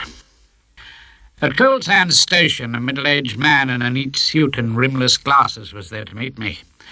He spoke with a distinct and reassuring West Country accent. Mr. Horace Rumpole, I'm friendly. Thank God someone is, I said. I was warned you like your little joke, Mr. Rumpole, by our London agents. They recommended you as a learned counsellor who has had some success with drugs. Oh, I've had considerable success with drugs, and a bit of luck with murder, rape, and other offences against the person. I'm afraid we don't do much crime at Friendly, Sanderson and Friendly. We're mainly conveyancing. Mr. Friendly looked deeply apologetic. We were outside the station now, and a battered taxi rattled into view. You'll want to see the client? Friendly sounded resigned. As she might expect it. You're going to Nirvana? Eventually, aren't we all? No, Friendly, I shall steer clear of the Lotus Eaters of number 34 Balaclava Road. Bring the client for a con at my hotel after dinner. 9 o'clock suits you. You'll be at the George. No, I'm staying with old mates from my days in the RAF. They run a stately pleasure dome known as the Crooked Billet. The little pub place out on the bay. I noticed Friendly smiled when he spoke of the Doherty's delight. The taxi had stopped now, and I was wrestling with the door. Out on the bay indeed, with no sound but the sea sighing and the muted love call of the lobster. Know what I say, Friendly? When you get a bit of decent crime at the seaside, relax and enjoy it. Friendly was staring after me, understandably bewildered as I drove away. The taxi took me out to the Crooked Billet and back about 25 years. The pub was on the top of some cliffs above a sandy beach and a leaden sea. From the outside it seemed an ordinary enough building, off-white, battered with a neglected patch of garden. But inside it was almost a museum of the great days of World War II. Behind the bar were Sam's trophies, a Nazi helmet, a plaster bust of Churchill, a model Spitfire, framed photographs of ex-pilot Officer Doherty in his flying jacket standing by his beloved Lancaster, and a signed portrait of Vera Lynn. Someone was clanking bottles behind the bar, but I could see no more than a comfortable bottom in old blue slacks. I put out a red alert. Calling all aircrew, parade immediately.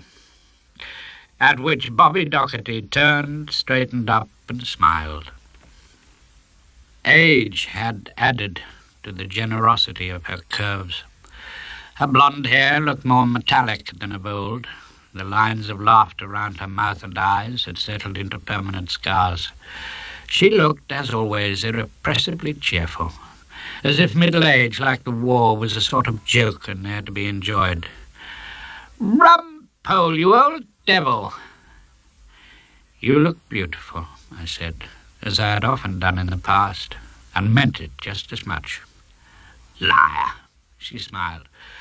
"Drop of rum?" I didn't see why not, and perched myself on a bar stool while she milked the rum bottle. Soon Rumpole was in reminiscent mood. Takes me right back to the Naffy hop. New Year's Eve, 1943. Sam was out bombing something, and I had you entirely to myself for a couple of hours of the bumps of Daisy. How is old Sam? Bloody doctor. For the first time, Bobby looked less than contented. Doctor? Dr. Mackay. Came here with a face like an undertaker. "Mrs. Doherty, your husband's got to get out of the licensing trade, or I'll not give him more than another year. Get him into a small bungalow and onto soft drinks." She smiled ruefully. Can you imagine Sam in a bungalow? Or on soft drinks? The mind boggles. "He'll find lime juice and soda has a pleasant little kick to it." That's what the doctor told me. I told him Sam's not scared. Sam used to go out every night to kill himself. He misses the war dreadfully. I expect he does. Saturday night in the Crooked Billet and a bloody good piss-up. That's the nearest he gets to the old days in the RAF. You want to be careful he doesn't rush out and bomb Torquay, I warned her. Was delighted to see her laugh. The point is, should I tell him? Well, won't your Dr. Mackay tell him? You know how Sam is. He won't see hide nor hair of the doctor. So what should I do? Well, why ask me? Well, you're the bloody lawyer, darling. You're meant to know everything. At which point I was aware that behind us a man had come into the bar. I turned and saw him scowling at us. He was wearing a blazer, an RAF scarf in an open shirt, and scuffed suede shoes. I saw a good-looking face, grey hair and a grey moustache, all gone slightly to seed. It was none other than ex-pilot officer Sam Three Fingers Doherty. "We're not open yet." He seemed to have not yet completely awakened from a deep afternoon kip as he advanced on us, blinking at the lights round the bar. "Sam, can't you see who it is?" Bobby said, and her husband, who had at last identified the invasion, roared at me. "My God, it's old grounded Rumpole! Rumpole of the ops room!" He moved rapidly to behind the bar and treated himself to a large teacher's, which he downed quickly. "What the hell brings you to this neck of the woods?" "He wrote us a letter." "Never read letters." "What brings me?" I said. "A lady, you might say a damsel in bloody great distress." "You're not still after Bobby, are you?" Sam was only pretending to be suspicious. "Of course, till the day I die. But your wife's not in distress exactly." "Aren't I?" Bobby looked down into the depths of her gin and tonic, and I filled them in on the nature of my mission. "The lady in question is a certain Miss Cathy Trelawney, one of the lotus eaters of Nirvana, 34 Balaclava Road, done for the possession of a suitcase full of cannabis resin." I had put up, as we used to say in the old days, a black. If I had asked the Reverend Ian Paisley to pray for the Pope, I couldn't have invited an icier gaze of disapproval than Sam gave me as he said, "You're defending her? Yeah, against your crafty constabulary. Come in here, does she?" "Not bloody likely. That crowd from Balaclava Road wouldn't get past the door. Anyway, they don't drink." The glass of teachers was recharged to banish the vision of the lotus-eaters invading the crooked billet. Oh, dear me, is there no end to their decadence? But you know my client. Never clapped eyes on her, thank God. No doubt she's about as glamorous as an unmade bed. Oh, no doubt at all. Gloomily, I thought he was almost certainly right. Something peering through glasses, I thought, out of a mop of unwashed hair. "How can you defend that creature?" "Oh, easy. Prop myself to my feet in court and do my best." "But you know damn well she's guilty." It's the one great error everyone makes about my learned profession. They think we defend people who have told us they did the deed. This legend doesn't add to the esteem in which barristers are held, and I sighed a little as I exploded the myth for the 1,000th time. "Ah, there you're wrong. I don't know that at all." "Ah, pull the other one." "I don't know. And if she ever admitted it to me, I'd have to make her surrender and plead guilty. We've got a few rules, old sweetheart. We don't deceive courts, not on purpose." "You mean you think she's innocent?" Sam made it clear that no one who lived in a commune called Nirvana could possibly be innocent of anything. "At the moment, I think she's the victim of a trick by the police. That's what I'll have to go on thinking until she tells me otherwise." "That's ridiculous. The police don't trick people, not in England." Sam clearly felt he'd not delivered us from the Nazi hordes for nothing. "Oh, never had a plainclothes copper come in here and order a large scotch after closing time?" I asked him. "The bastards. Oh, no, that's entirely different." "Oh, yes, of course. Anyway, who's paying you to defend Miss Slagheap?" It hurt me, but I had to tell him. "Fasten your seatbelt, old darling. You are. Miss Cathy Trelawney is on legal aid, and I am here by courtesy of the ratepayers of Coal Sands." I lifted my rum in Sam's direction. "Thank you, Three Fingers. Thank you for your hospitality." Later, I sat in the residence lounge working on my brief. Already, I had a plan of campaign. When the detective sergeant went to buy Miss Trelawney's cannabis, he was disguised as a hippie and acting, I was quite prepared to argue, as an agent provocateur.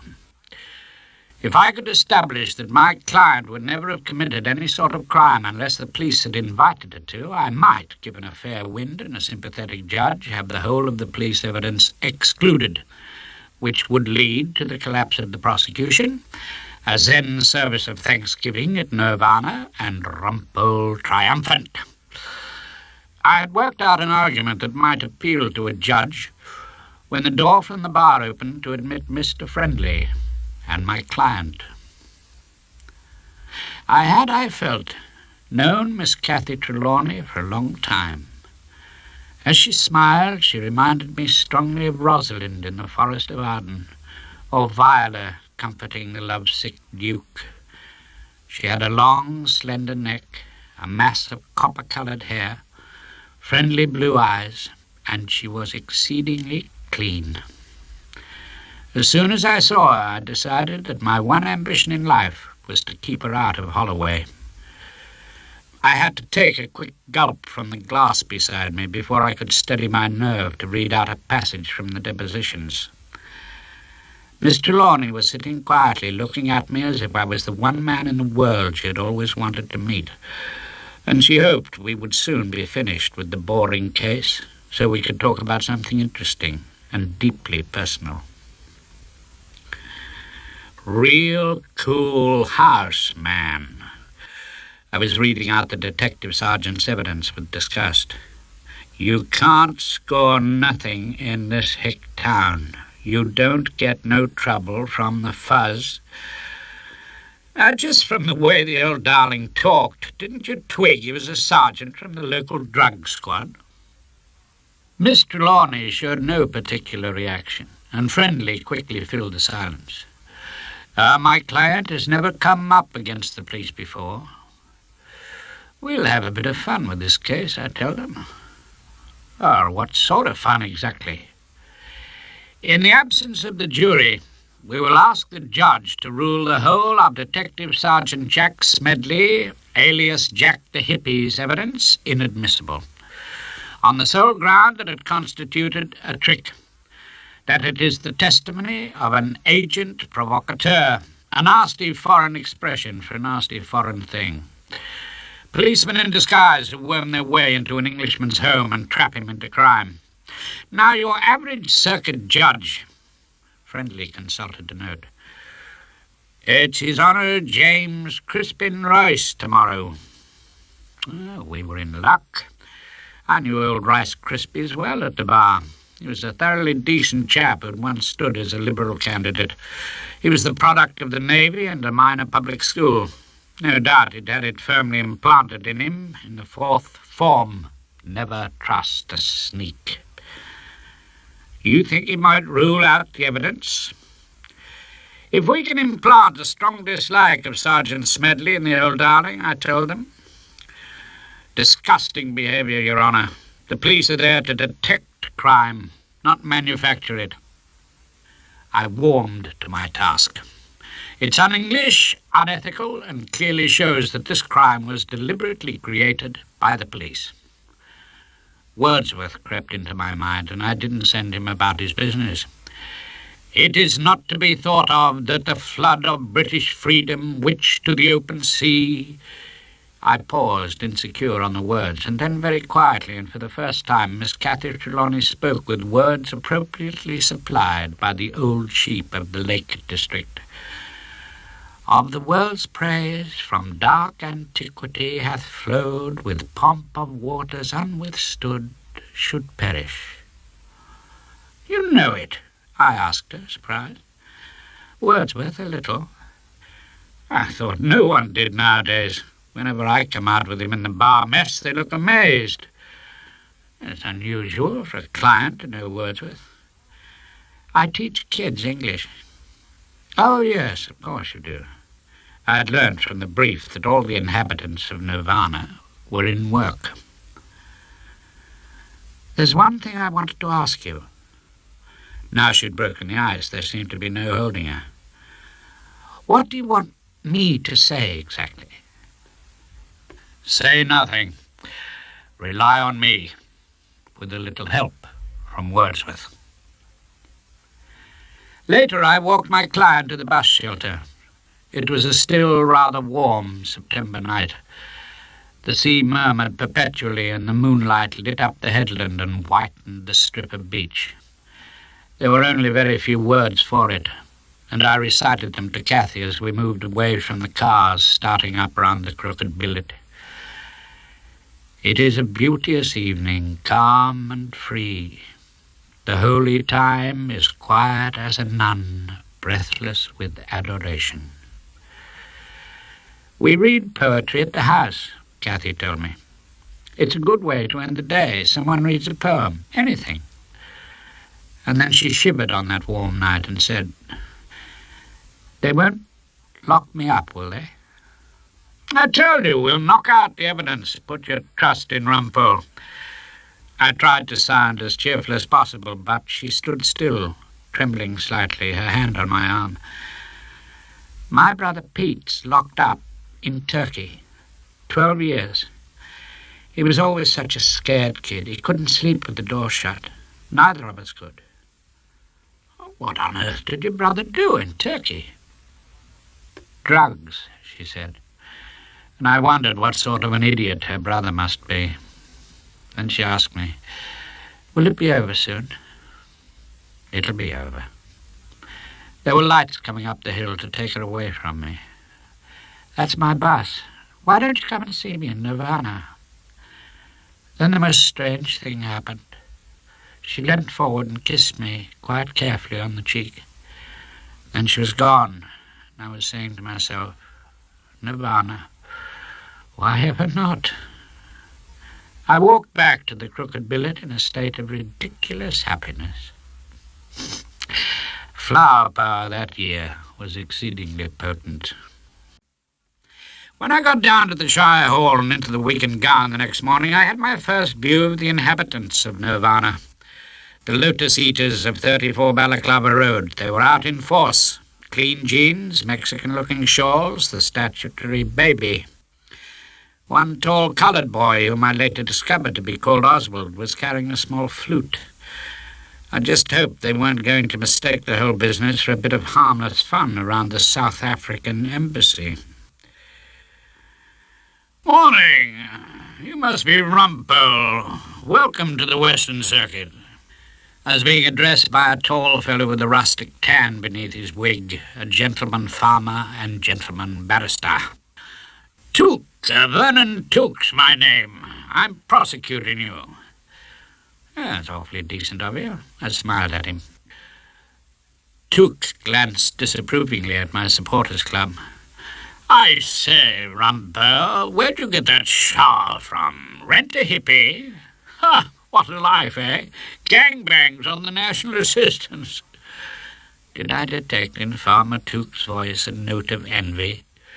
Used to be a decent area, he continued. Balaclava Road, until that lot got their foot in the door. Squatters, are they?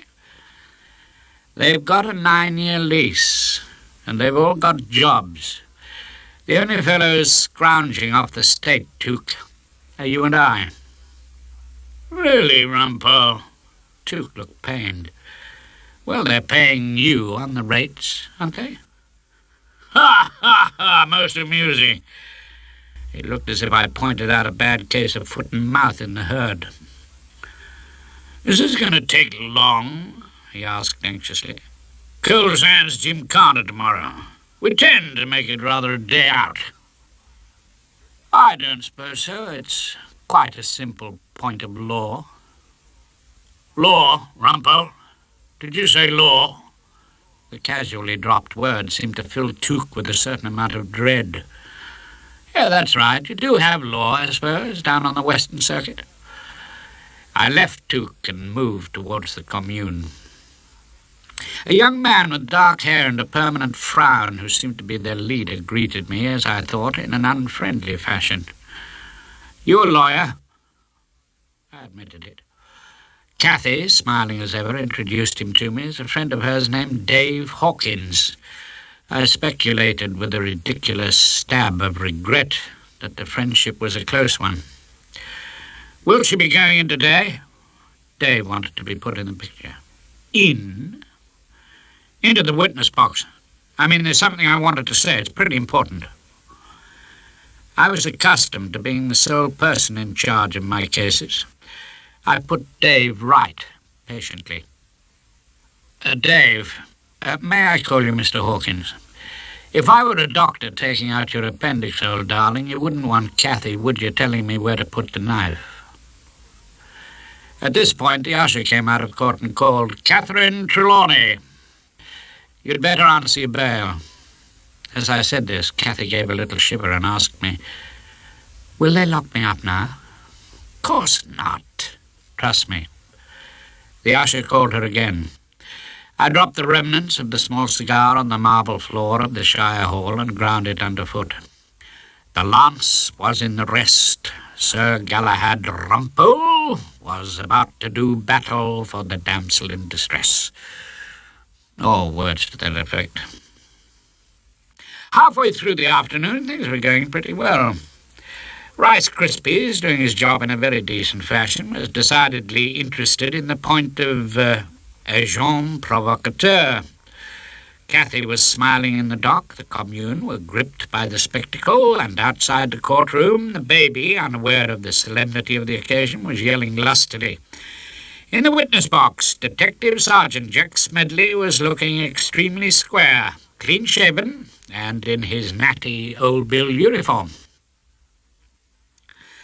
I see, Detective Sergeant, I had the pleasure to put to him, that you are no longer wearing your beads. Beads? What beads are those? The judge was puzzled. I was wearing beads, Your Honour, on the occasion of my visits to 34 Balaclava Road. Beads? With the uniform? His Honour couldn't believe his ears. No one had sported beads in the Navy. Not with the uniform, I pursued my advantage. With the embroidered jeans and the waistcoat of Afghan goat and the purple silk drapery knotted round the neck. I was in plain clothes, Your Honour. Plain clothes, Sergeant? You were in fancy dress. I rode over a titter from the commune.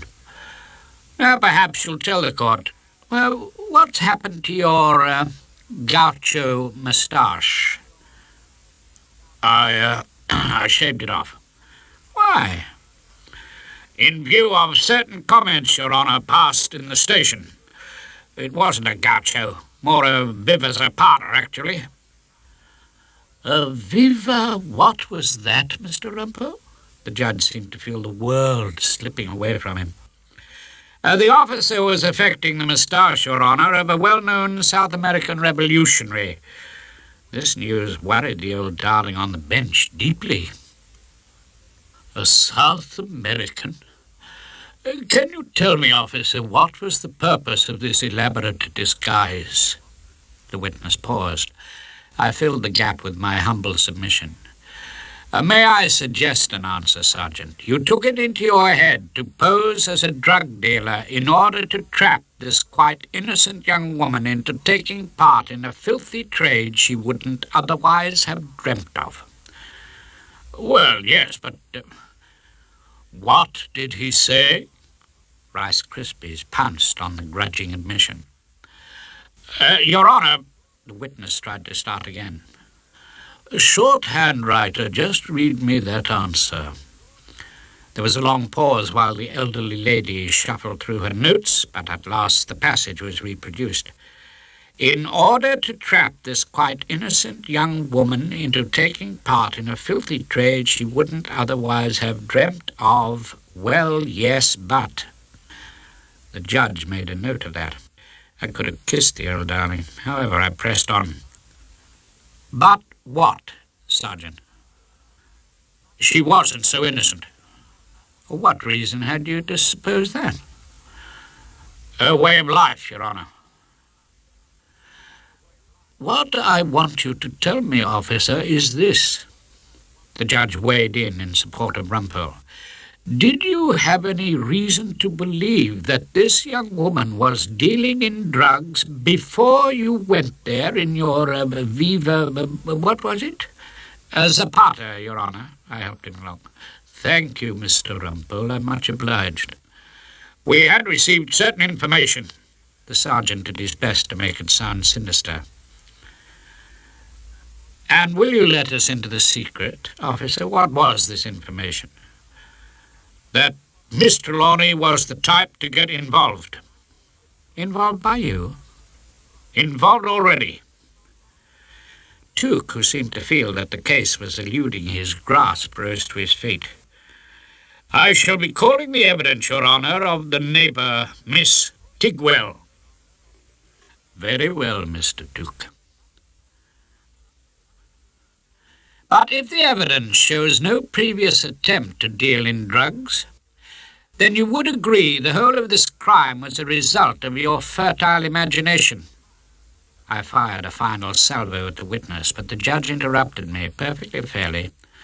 Doesn't that rather depend, Mr. Rumpole, on the effect of Miss Tigwell's evidence when we hear it? If Your Honour pleases, of course, as always, Your Honour is perfectly right. I rewarded that upright fellow, Rice Krispies, with a low bow and sat down in a mood of quiet self-congratulation.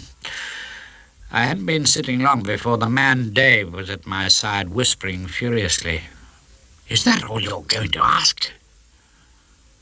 You want to have a go? I whispered back. Do borrow the wig, old darling. The evidence of Cathy's previous malpractices was offered to us in the person of Miss Digwell, who lived opposite at number 33 Balaclava Road, and whose idea of entertainment appeared to be gazing into the windows of Nirvana in the daily hope of moral indignation. I can tell exactly what they were. What were they, Miss Digwell? Perverted, all living higgledy-piggledy, men and women black and white. Did your supervision include the bedrooms? Well, no, but they all sat together in the front room. Sat together? What did they talk about? I couldn't hear that. They were a community, that's what it comes to. They might well have been Trappist monks, for all you knew. I don't know if Mr. Rumpole is suggesting his client is a Trappist monk. Tuke had made a mistake. He should have left the jokes to me. Rice Krispies didn't smile. Now, Miss Digwell, apart from the fact that persons of different sex actually sat together, did you ever observe anything suspicious from your post in the crow's nest? I saw a man giving him money. Miss Digwell was playing her king. Quite a lot of money. Was in £10 notes. Was this the first time you had ever seen money passing, or any sort of dealing going on in Nirvana? The first time, yes. The judge was making a note. I decided to play my ace and prayed that I wouldn't be trumped by the prosecution. Can you describe to His Honour the man you saw passing the money? Oh, dreadful-looking person. A clear criminal type. Looked as if he'd been dragged through edge backwards. Long hair, an horrible sort of moustache, beads, embroidered jeans, Afghan goat's hair and purple silk fancy for the neck. I saw Detective Sergeant ex-hippie Smedley bow his head in shame, and I knew I was home and dry. Disgusting! I saw it all quite distinctly. Miss Digwell ended in triumph. Congratulations, madam. You have now given us a perfectly accurate description of Detective Smedley of the local force. As I took off the wig in the robing room, Farmer Tuke was looking distinctly worried. I did my best to cheer him up. Ah, Tuke, I have good news for you. Hope to get you off in time for the gymkhana tomorrow. Do you think the judge is agin me? Tuke felt all was not well with the prosecution. Oh, not you personally, but I know what he's thinking. Do you? Encourage that sort of police officer, and he'll be out in a frock on the prom tomorrow, soliciting the chairman of the bench. Tuke saw the point. I suppose that sort of thing is worrying. Not English, if you want my opinion. At which Tuke, climbing into his Burberry, put the law behind him and extended an invitation. What are you doing tonight, Rumpole? I mean, there'll be a few of us dining at the Bar Hotel with the leader of the circuit. Oh, roast lambs, sea shanties, and old jokes from quarter sessions. No, not tonight, Duke. Ah, well, I'm sorry. We like to give our visitors a little hospitality. Thank you. But tonight, I'm dropping out. Dinner at Nirvana was a distinct surprise. I'd expected nut cutlets and carrot juice. I got an excellent steak and kidney pud and very drinkable claret. The house was clean, and the big cushions and old sofas remarkably comfortable. The babies were good enough to withdraw from the company. The record player gave us unobtrusive flute music from the Andes, and Cathy tended to all my needs, filling my glass and lighting my cigar, and remained a perpetual pleasure to the eye. I began to think that I'd rather live at 34 Balaclava Road than at the Gloucester Road mansion flat with she who must be obeyed. I'd rather sit back on the scatter cushions at Nirvana and let my mind go a complete blank than drag myself down to the Bailey on a wet Monday morning to defend some overexcited Pakistani accused of raping his social worker. The only fly in the soothing ointment was the fellow Dave.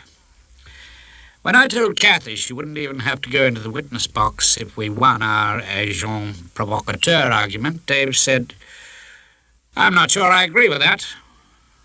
I told him firmly that I wasn't sure he had to. "When we brought you here, I thought you'd understand. It's not just another case," Dave protested. Protesting seemed to be his main occupation. "Every case is just another case," I told him. "To you, all right. To us, it's a chance to say what we have to. Can't we put the law straight on the drug scene?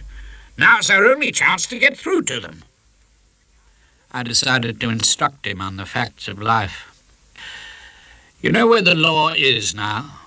Down in the George Hotel, drinking the circuit port and singing 'What Shall We Do with the Drunken Sailor?' The law is talking about the comical way the old Lord Chief passed a death sentence. The law is in another world, but it thinks it's the whole world. Just as you lot think the world's nothing but poetry, and perhaps the occasional puff of a dangerous cigarette. That's what we've got you for, to put our point of view across." Dave had mistaken my function. "You've got me to get you out of trouble. That's what you've got me for. I'm not going to get up tomorrow and teach old Rice Krispies to sing protest songs to a small guitar. You're just not taking this case seriously." Dave was totally wrong. I told him so. "Oh, yes, I am. I am seriously determined to keep Cathy out of prison." At which Miss Trelawney said it was time for their nightly poem. She found a book and gave it to me open. "Me? You like this? Read it to us." So I read to the Lotus Eaters, quietly at first and with more emphasis, enjoying the sound of my own voice. "It is a beauteous evening, calm and free. The holy time is quiet as a nun, breathless with adoration. The broad sun is sinking down in its tranquility." They were all listening as though they actually enjoyed it, except for Dave, who was whispering to Cathy. "Dear child, dear girl, that walkest with me here, if thou appear untouched by solemn thought—" Cathy was shushing Dave, making him listen to the old sheep. I looked at her as I read the last lines. "Thy nature is not therefore less divine. Thou liest in Abram's bosom all the year, and worshipst at the temple's inner shrine, God being with thee, when we know it not." I slammed the book shut. I needed to sleep before court in the morning. "The officer was only doing his duty, active, Your Honor, in a pursuit of crime." Tuke was making his final speech on the point of evidence to an unenthusiastic audience. "Or in the manufacture of a crime. That's what troubles me." The judge was really troubled, bless him. He went on. "If I thought this young woman only collected drugs, only got in touch with any sort of supplier because of the trap set for her, then would you concede, Mr. Tuke, that I would have to reject the evidence?" "I think Your Honor would." Tuke was a lovely prosecutor. Everything was going extremely well when Rice Krispies adjourned for lunch. So I was in a festive mood when I set off for a crab sandwich and a nourishing stout. But I was stopped by Friendly, who said a client wanted to see me as a matter of urgency. He led me into a small room decorated with old framed leases and 18th century maps of gold sands. And there, clearly bursting with news to impart, were Miss Cathy Trelawney and her friend Dave. "We want to tell the truth," Dave began. "It's the only way I can get Peter's case across," Cathy said. I looked at her. "This isn't Turkey, you know, and it's not Peter's case or anyone else's, it's yours. Cathy wants you to know why she did it." She was about to speak, and I said firmly to her, "The conference is over. Go and get a bite of lunch. Come on, Friendly." I moved to the door. She wants everyone to know. How else can we get Pete's case into the papers? Dave, like an idiot, had moved between me and the door. I had no way of escaping the fusillade of truth, which Kathy then let fly. I got the stuff last year after Peter got busted in Istanbul. I was going to sell it anywhere. It was going to cost £10,000 to get him out in lawyer's fees, and she looked at me almost accusingly. Bribes. He got 12 years. We've got to get people to care about Peter. So, it was quite clear she was telling me that she hadn't committed her crime as the result of a request from an agent provocateur. She had the stuff before Detective Sergeant Smedley of the West Country Drug Squad first came to Nirvana. That was the truth. And the last thing in the world I wanted to know. I looked at my watch and turned to Friendly. What is there, 2:25 back to London? Friendly, run outside, for God's sake, see if you can't whistle me up a taxi. I'm retiring from this case. Friendly, totally puzzled by the turn of events, left us. Running out on us? Dave never made an unexpected remark. Why, for God's sake, Kathy asked me. And I had to tell her. Let me try and explain. My existence is bound by a small blue volume handed down like the tablets on the day of my call to the bar by a master of my inn in a haze of port and general excitement. Barristers down the ages have killed. They have certainly committed adultery. Although that sort of thing doesn't appeal to me, some might well have coveted their neighbours' camels and no doubt worshipped graven images. But I do not believe there is one of us who has ever gone on to fight a case after our client has told us in clear, crystal-ringing tones that they actually did the deed. You mean you won't help me?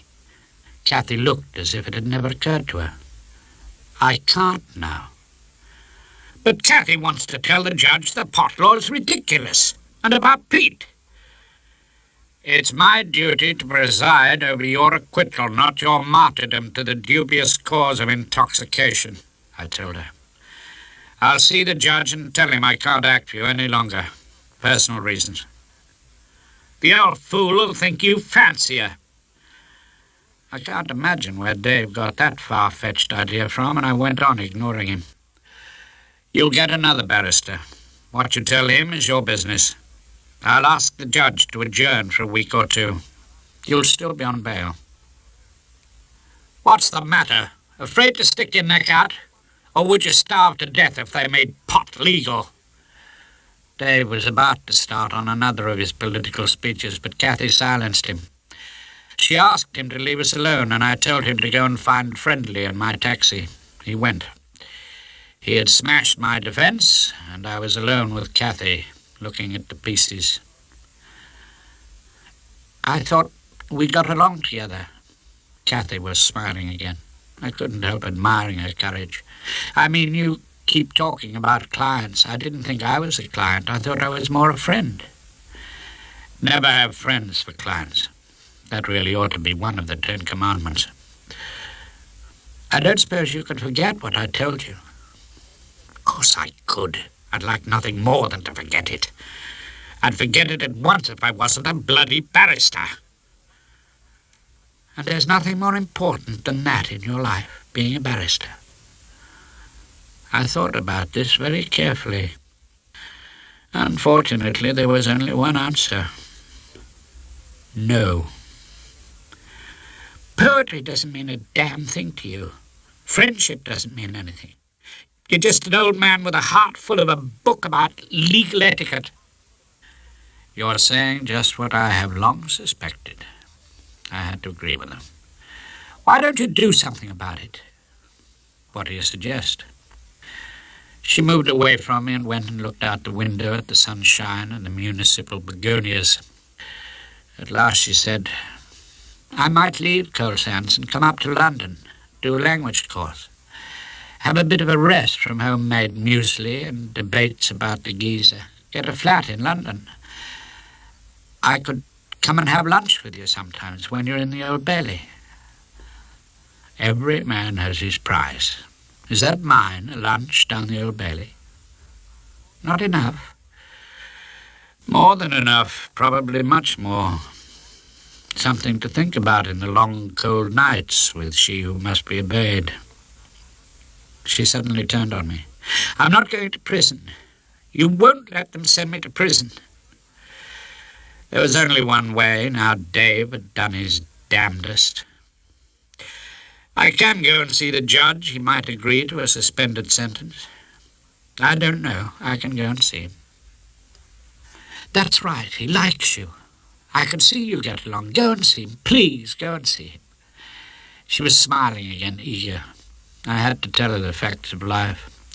You know what it means if I go and see the judge for you? I plead guilty. She knew. I left her then and went to the door. We still had our trump card. Dear old Rice Krispies was simply aching to get away to the Gymkhana. His Honour, Judge Crispin Rice, was delighted to see Rumpole and the prosecuting Duke. He made us Nescafe with the electric kettle in his room. He looked younger with his wig off, and when we had settled such vital matters as how much milk and no sugar, thank you, he and Duke tried to make me envious of their previous night's revelry in the bar mess. We had a good evening. You should have been with us, Rumpole. Didn't we have a splendid evening, Vernon? A splendid evening. We fined little Mortimer a dozen bottles of claret for talking shop at dinner. Ha ha! Tuke was bubbling at the memory. I thought the time had come to return their thoughts to the business in hand. Look here, Judge, I said. At the risk of being fined for talking shop, if it so happened I could persuade my client to plead guilty. His Honour was stirring his cup, giving me no great assistance. You might be grateful for a short afternoon. Even this didn't hook him. I went on a little desperately. She's a remarkable girl, knows a good deal about Wordsworth. I didn't know if this would sway the judicial mind. Wordsworth? Is he a mitigating factor? Poor old sheep of the Lake District, he can't afford to lose admirers. No, well, she'd get the full benefit of pleading guilty. Well, it was only cannabis. I tried to make it sound like broken biscuits. They use this stuff just like whiskey. It doesn't occur to them. But it isn't whiskey, is it? The judge's voice again. It's a Class B drug, as defined by the Dangerous Drugs Act. But what do we know about it? That it's illegal? Isn't that all we need to know? He looked at me then and gave me a charming smile. My God, Rumpole, are we going to see you turning up in court in beads? She's got a good character. I played my last card. The judge drained his Nescafe. Well, you know about a good character. Everyone had a good character once. I mean, if we let everyone out because of their good character, no one would ever go inside. Oh, that'd be a scandal, all those empty prisons. I said it with too much feeling. Rice Krispies looked at me as if I were coming out in a rash. I say, Rumpole, you're not getting involved in this case, are you? Involved? Of course not, no, naturally, but I was thinking possibly a suspended sentence. At which His Honour Judge Crispin Rice put his wig back on and said something that was no help at all. You've got your job to do, Rumpole, and I've got mine. I sweated my guts out in my speech in mitigation, and the judge listened to me with perfect courtesy. He then gave Cathy Trelawney 3 years in the nicest possible way, and she was taken down to the cells. Out in the street, I was nearly run over by a police car. Miss Cathy Trelawney was sitting in the back and saw me. She was still smiling. Joviality was at its height in the Crooked Billet that night. Sam told all his old stories, and Bobby played the piano.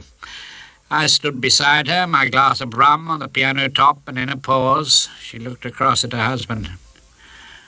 "Look at Sam," she said. "He's happy as a tick. What's he want with a slow death on lime juice in a bungalow? I've made up my mind. I'm not going to tell him. Are you in favour of that, Rumpole?" People not telling people things. People not scattering information like bombs. Oh, yes, I told her. I'm all in favour of that. And she played Roll Out the Barrel. We all joined in, our voices floating out over the sea, until Sam called, "Time, please." I never saw the people from Nirvana again.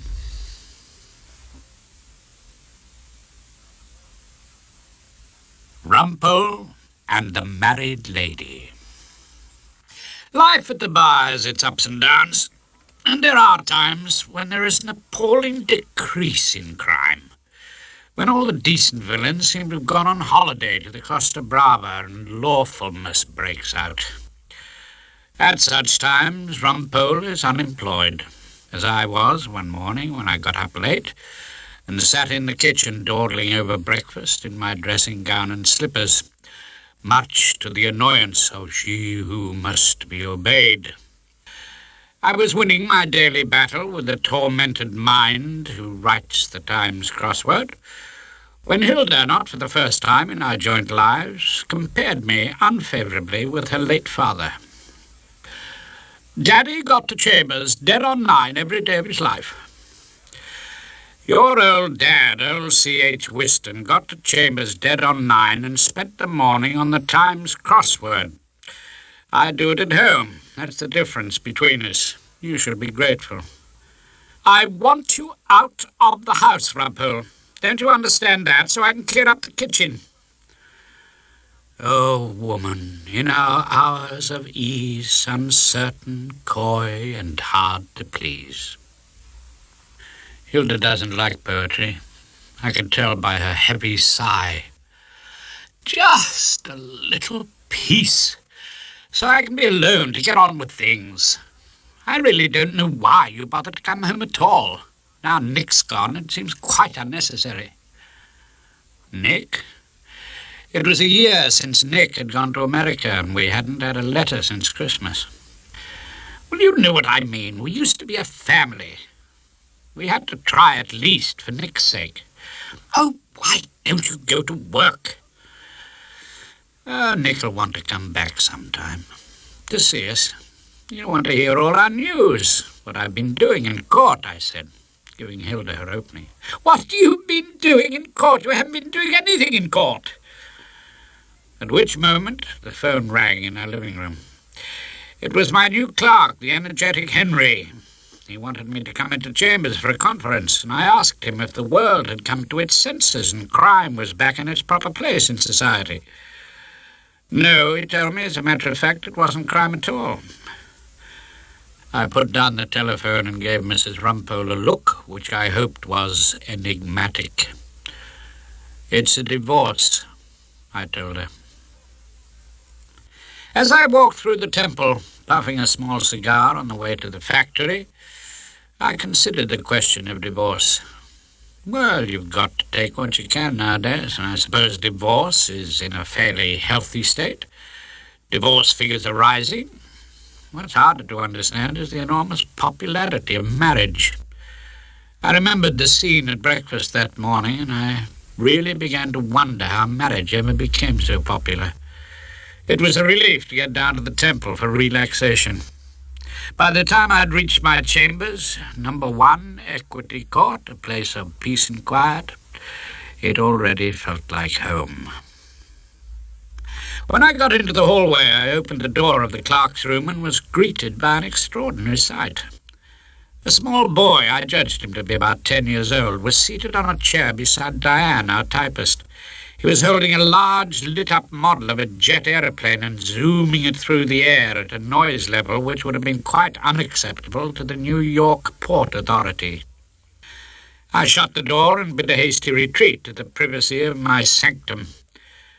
But when I opened my own door, I was astounded to see a youngish female seated in my chair, wearing horn-rimmed specs and apparently interviewing a respectable middle-aged lady. With them was a man who gave every appearance of being an instructing solicitor. I shut that door also and turned to find the zealous Henry crossing the hall toward me, bearing a most welcome object in my small world, a brief. "Henry," I said in some panic, "there's a woman seated in my chair." "Miss Phillida Trant, sir. She's been with us for the last few months. Ex-pupil of Mr. Erskine Brown. You haven't met her?" I searched my memory. I met the occasional whiff of French perfume on the stairs. Miss Trant's anxious to widen her experience. Hence the French perfume. She wants to know if she could sit in on your divorce case. I got the brief here. Thrip versus Thrip. You're the wife, Mr. Rumpole. "Oh, am I? Very good." "I don't know if you're aware of it, Henry. There seems to be a child in the clerk's room with an aeroplane." "It's the child of the family in Thrip versus Thrip, and I rather gather the chief bone of contention. So long now, Mr. Rumpole." "Miss Phillida Trant, did you say?" "Yes, sir. You don't mind her sitting in, do you?" "Couldn't you put her off, Henry? Tell her a divorce case is sacrosanct. It'd be like a priest inviting a few lady friends to join in the confessional." But Henry had disappeared into the clerk's room. So there I was 10 minutes later at my desk having a conference in a divorce case with Miss Phillida Trant sitting in. Mr. Perfect, the solicitor, looking grave, and the client, Mrs. Thrip, leaning forward and regarding me with gentle, trusting eyes. She seemed an extremely nice and respectable woman, and I wasn't to know that she was to cause me more trouble than all the murderers I had ever defended. "As soon as you came into the room, I felt safe somehow, Mr. Rumpole. I knew Norman and I would be safe with you." "Norman?" "The child of the family." Miss Trant supplied the information. "Thank you, Miss Trant. Mrs. Thrip, if I'm to help you, you'll have to do your best to help me out, too." "Anything. What is it you want exactly?" "Well, my dear lady, a couple of black eyes would come in extremely handy," I said hopefully. Mrs. Thrip looked at Miss Trant, puzzled. "Mr. Rumpole means, has your husband ever used physical violence?" Miss Trant explained. "Well, no, not actual violence." Pity. I commiserated with her. Mr. Thrip doesn't show a very helpful attitude. You see, if we're going to prove cruelty... we don't have to, do we?" I noticed then that Miss Trant was sitting in front of a pile of legal textbooks. "Intolerable conduct since the Divorce Law Reform Act, 1969. I thought then that it's not the frivolity that makes women intolerable. It's the ghastly enthusiasm. I could have managed that conference quite nicely without Miss Trant. Thank you, Miss Trant, for reminding me. Now then, what's this intolerable conduct exactly?" "He doesn't speak," Mrs. Thrip told me. Well, a little silence can come as something of a relief in the wear and tear of married life. "I don't think you understand," Mrs. Thrip smiled patiently. "He hasn't spoken a word to me for 3 years." 3 years? Good God! How does he communicate? The instructing solicitor laid a number of little bits of paper on my desk. By means of notes. I then discovered that the man Thrip, who I was not in the least surprised to learn was a chartered accountant, used his matrimonial home as a sort of post office. When he wished to communicate with his wife, he typed out brusque and businesslike notes, documents which threw a blinding light, in my opinion, on the man's character. To my so-called wife, one note read, if you and your so-called son want to swim in hot water, you can go to the public baths from your so-called husband. This was fixed, it seemed, to a padlocked geyser. Another billet doux was found in the biscuit tin in the larder. To my so-called wife, I have removed what you left of the assorted tea biscuits to the office for safekeeping. Are you determined to eat me into bankruptcy? Your so-called husband. To my so-called wife, I'm going out to my Masonic ladies' night tomorrow, Wednesday. It's a pity I haven't got a lady to take with me. Don't bother to wait up for me. Your so-called husband, F. Thrip. I made 2 observations about this correspondence, one of which was that it revealed a depth of human misery which no reasonable woman would tolerate. The other was that all the accountant Thrip's notes were written on an Italian portable, about 10 years old. My husband's got an old Olivetti. He can't really type, Mrs. Thrip told me. Let me understand, I said to her. Are you interested in someone else? Someone else? Mrs. Thrip looked pained. Well, you're clearly an intelligent, obviously still a reasonably attractive woman. Are there not other fish in your particular sea? Oh, one man's quite enough for me, thank you. I see. Apparently you're still living with your husband. Living with him? Of course I'm living with him. The flat's in our joint names. Well, wouldn't you and the young hopeful outside be better off somewhere else? There's your mother in Ruislip. Mr. Perfect supplied the information. Thank you, Mr. Perfect. I turned back to Mrs. Thrip. As your solicitor points out, anyone's mother in Ruislip must surely be better than life with a chartered accountant who locks up the geyser and removes the tea biscuits to his office. There was a brief silence. Then Mrs. Thrip asked quietly, Won't you take me on, Mr. Rumpole? I thought of the rent, the enormous amounts of money she who must be obeyed spends on luxuries like vim. I also remembered the fact that crime seemed remarkably thin on the ground, and said, Of course, dear lady, of course I'll take you on. Only it'd be a help if we knew exactly what destination you had in mind. I've told Mr. Perfect what I want. You want a divorce. Those are my instructions, Mr. Perfect said. But his client put it a little differently. I want my husband taken to court. Those are my instructions, Mr. Rumpole. I have spoken in these reminiscences of my old friend George Frobisher. He's a gentle soul, unfitted by temperament for a knockabout career at the bar, but he is a pleasant companion for a drink at Pomeroy's after the heat and labour of the day. That evening I bought the first round 2 large clarets, flushed with the remunerative collapse of the Thrip marriage. Things are looking up, George. I raised my glass to my old friend, and he in turn toasted me. Yes, a little. There's a light at the end of the tunnel. Today I got a £150 brief for a divorce. Oh, that's funny. So did I. George sounded puzzled. Sure to last at least 6 days. 6 refreshers at £50 a day. Think of it, George. Well, there's that much to be said for the institution of marriage. I never felt the need of marriage, somehow, George told me. I really can't see why a person puts up with marriage.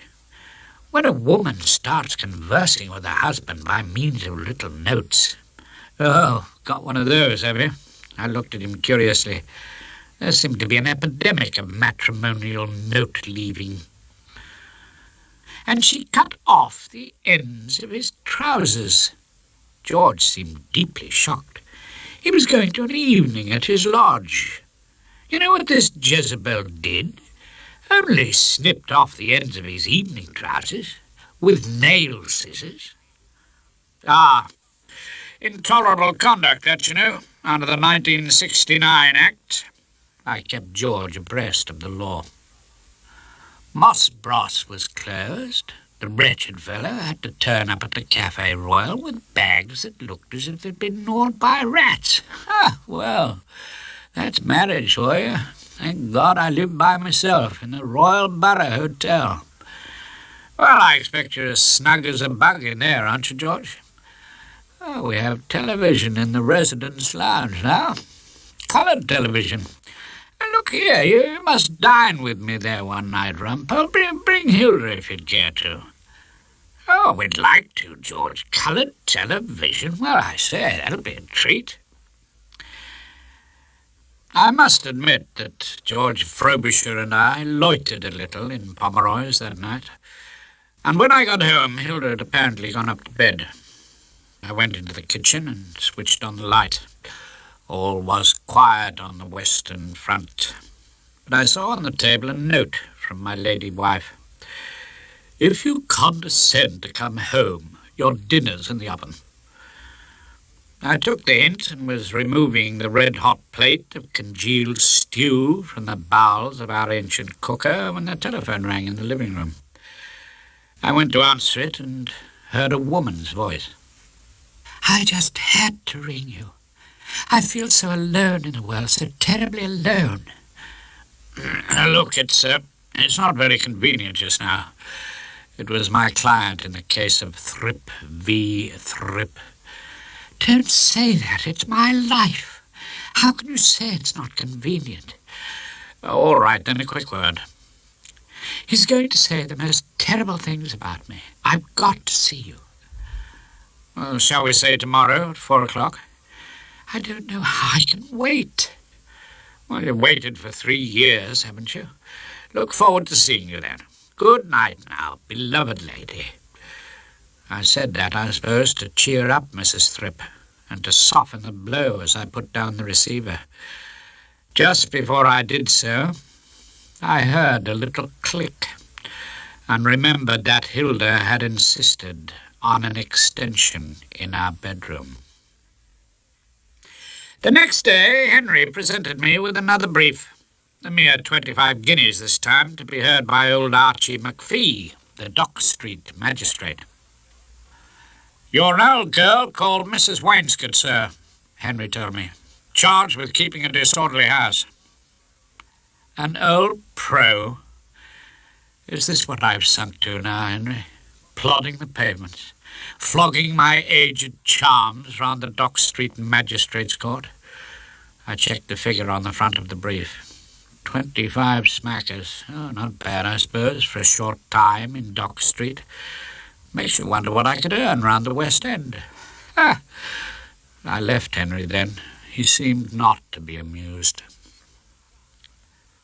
The other side, that is to say, Mr. F. Thrip and his legal advisers, had supplied his wife, married in some far-off and rash moment in a haze of champagne and orange blossoms, with the evidence to be used against her. I was somewhat dismayed when I discovered that this evidence included an equal number of notes typed on the same old Olivetti as that used by the husband, but travelling in the opposite direction. I picked out one at random. To my so-called husband, if you want your shirts washed, take them down to the office and let her do them for you. She does everything else for you, doesn't she? Your so-called wife. Oh, dear Mrs. Thrip, I wish you hadn't written this. By the way, whom do you suspect of doing his washing for him? He has a secretary. There doesn't seem to be anyone else. He alleges you assaulted his trousers. No, I didn't do that, Miss Rumpole. Well, his evening trousers were damaged, apparently. Probably at the cleaner's. You remember he refused to take me to his ladies' night. He went on his own, so his trousers can't have been all that bad, can they? Did you mind him going?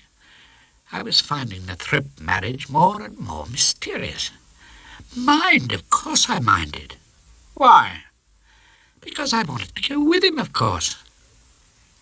You wanted to go with a man who hasn't spoken to you for 3 years, who communicates by wretched little notes, who locks up your bathwater?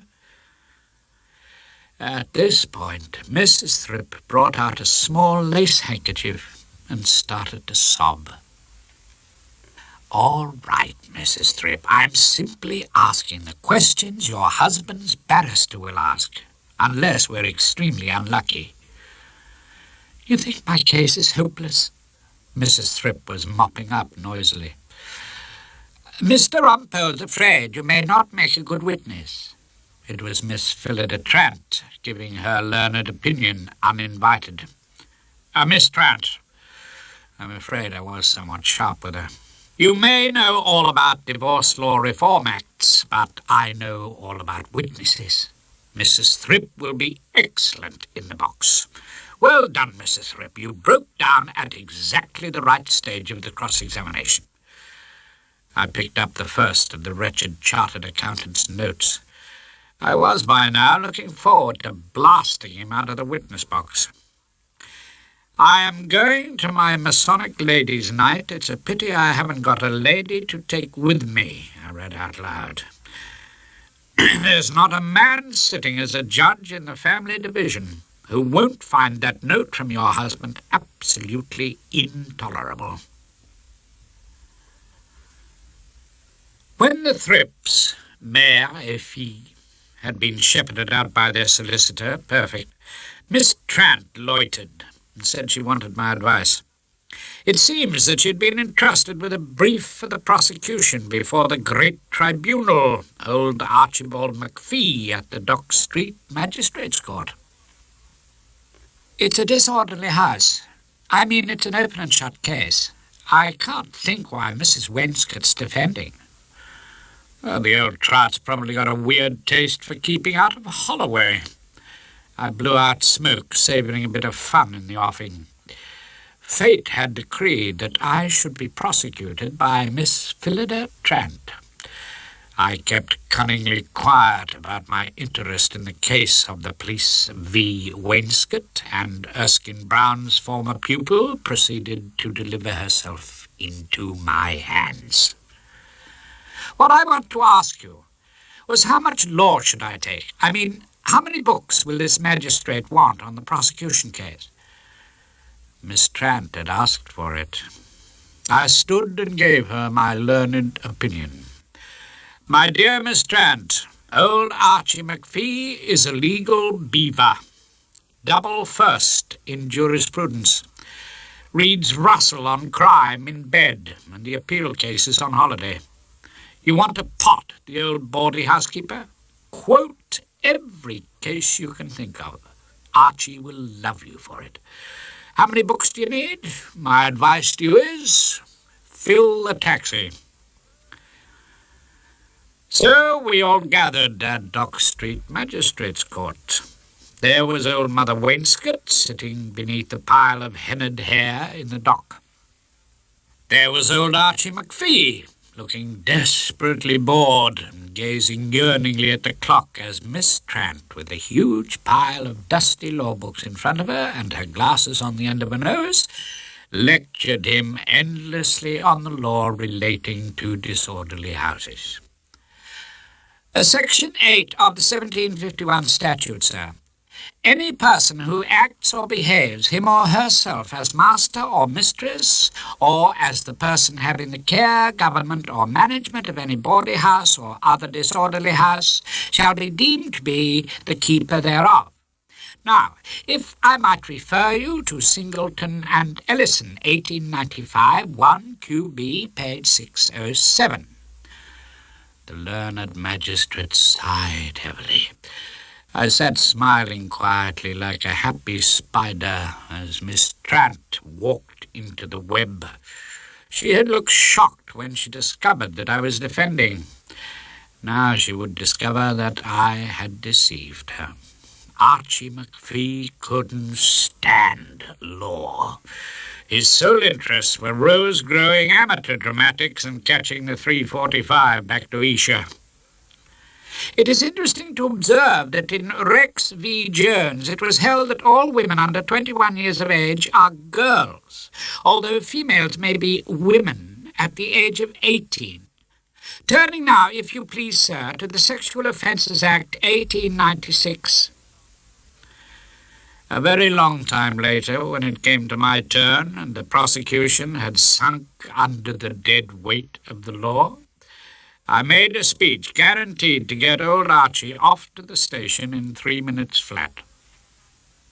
Sir, my learned friend has referred you to many books. I would only remind you of one, a well-known book in which it is written, "Thou shalt not bear false witness."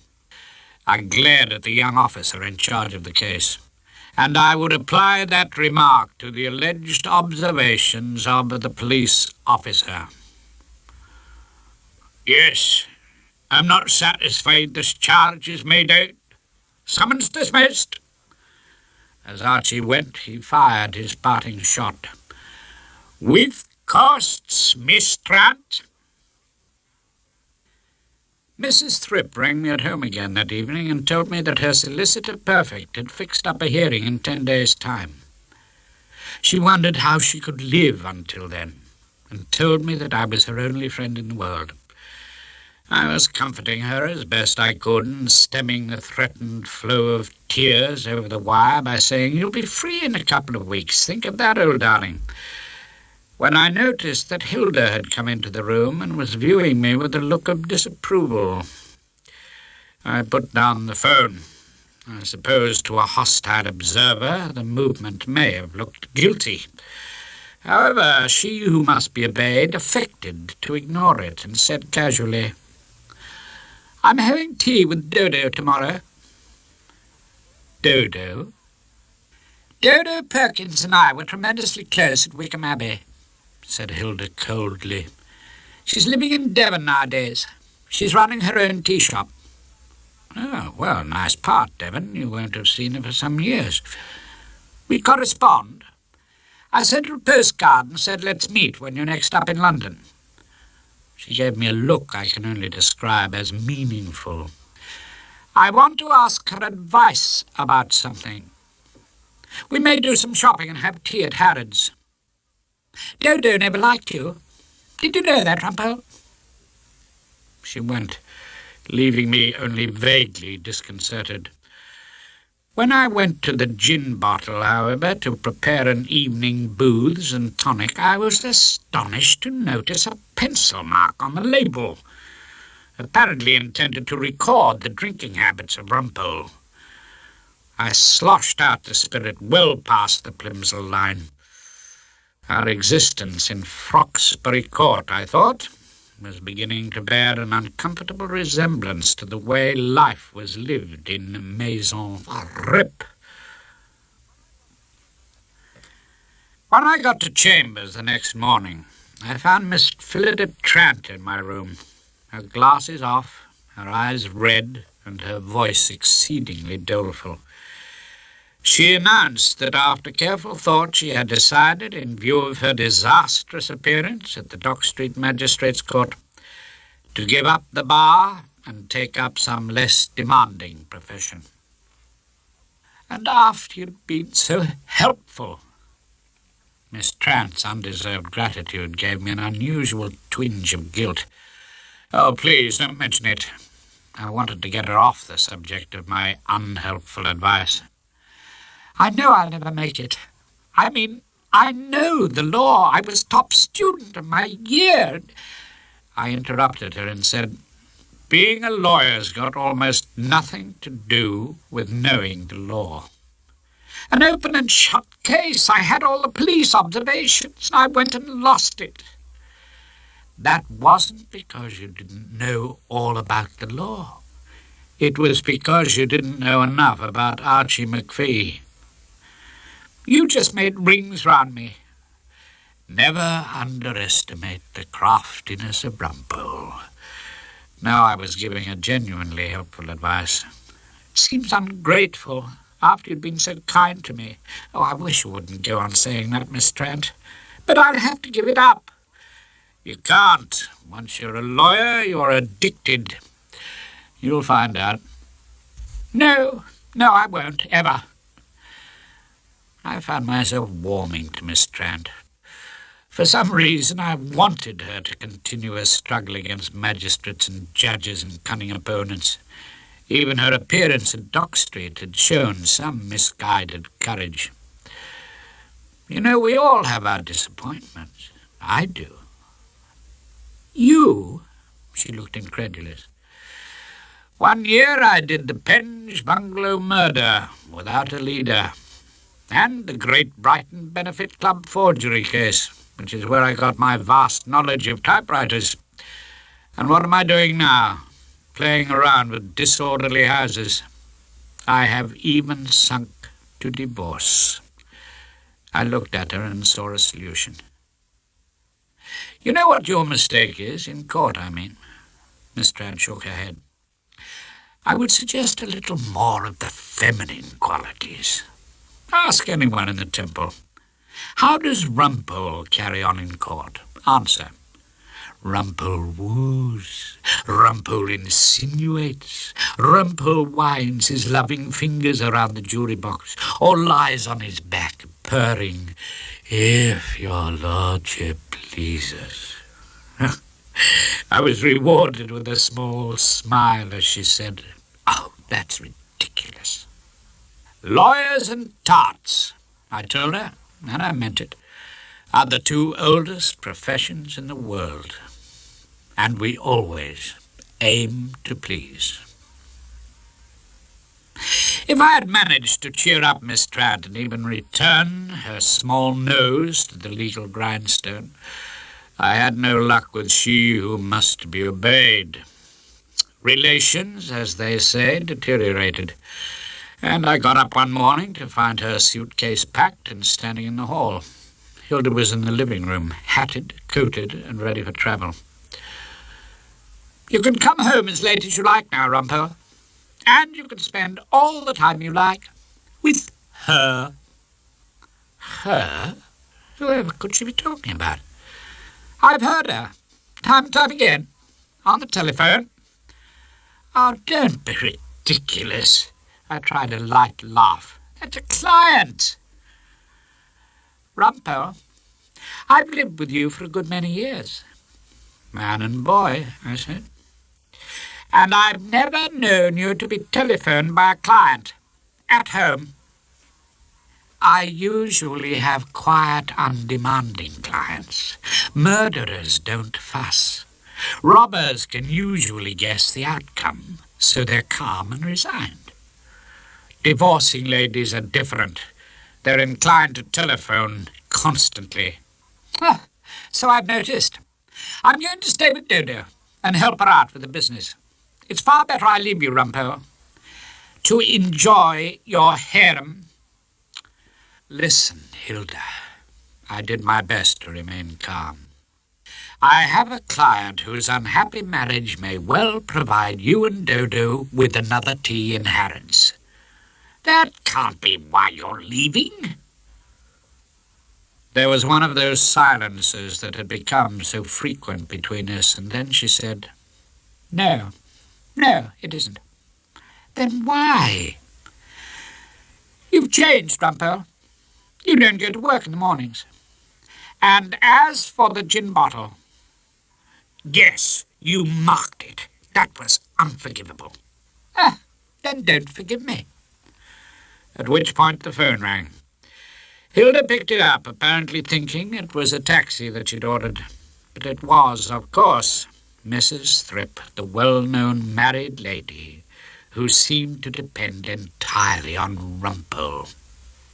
Hilda handed me the phone as though her worst suspicions were now thoroughly justified. Hilda went while I was still pacifying the client. In the days that followed, I stayed later at Pomeroy's, got my own breakfast, had a poached egg in the evenings, and turned up alone and unaccompanied to have dinner with George Frobisher at the Royal Borough Hotel in Kensington.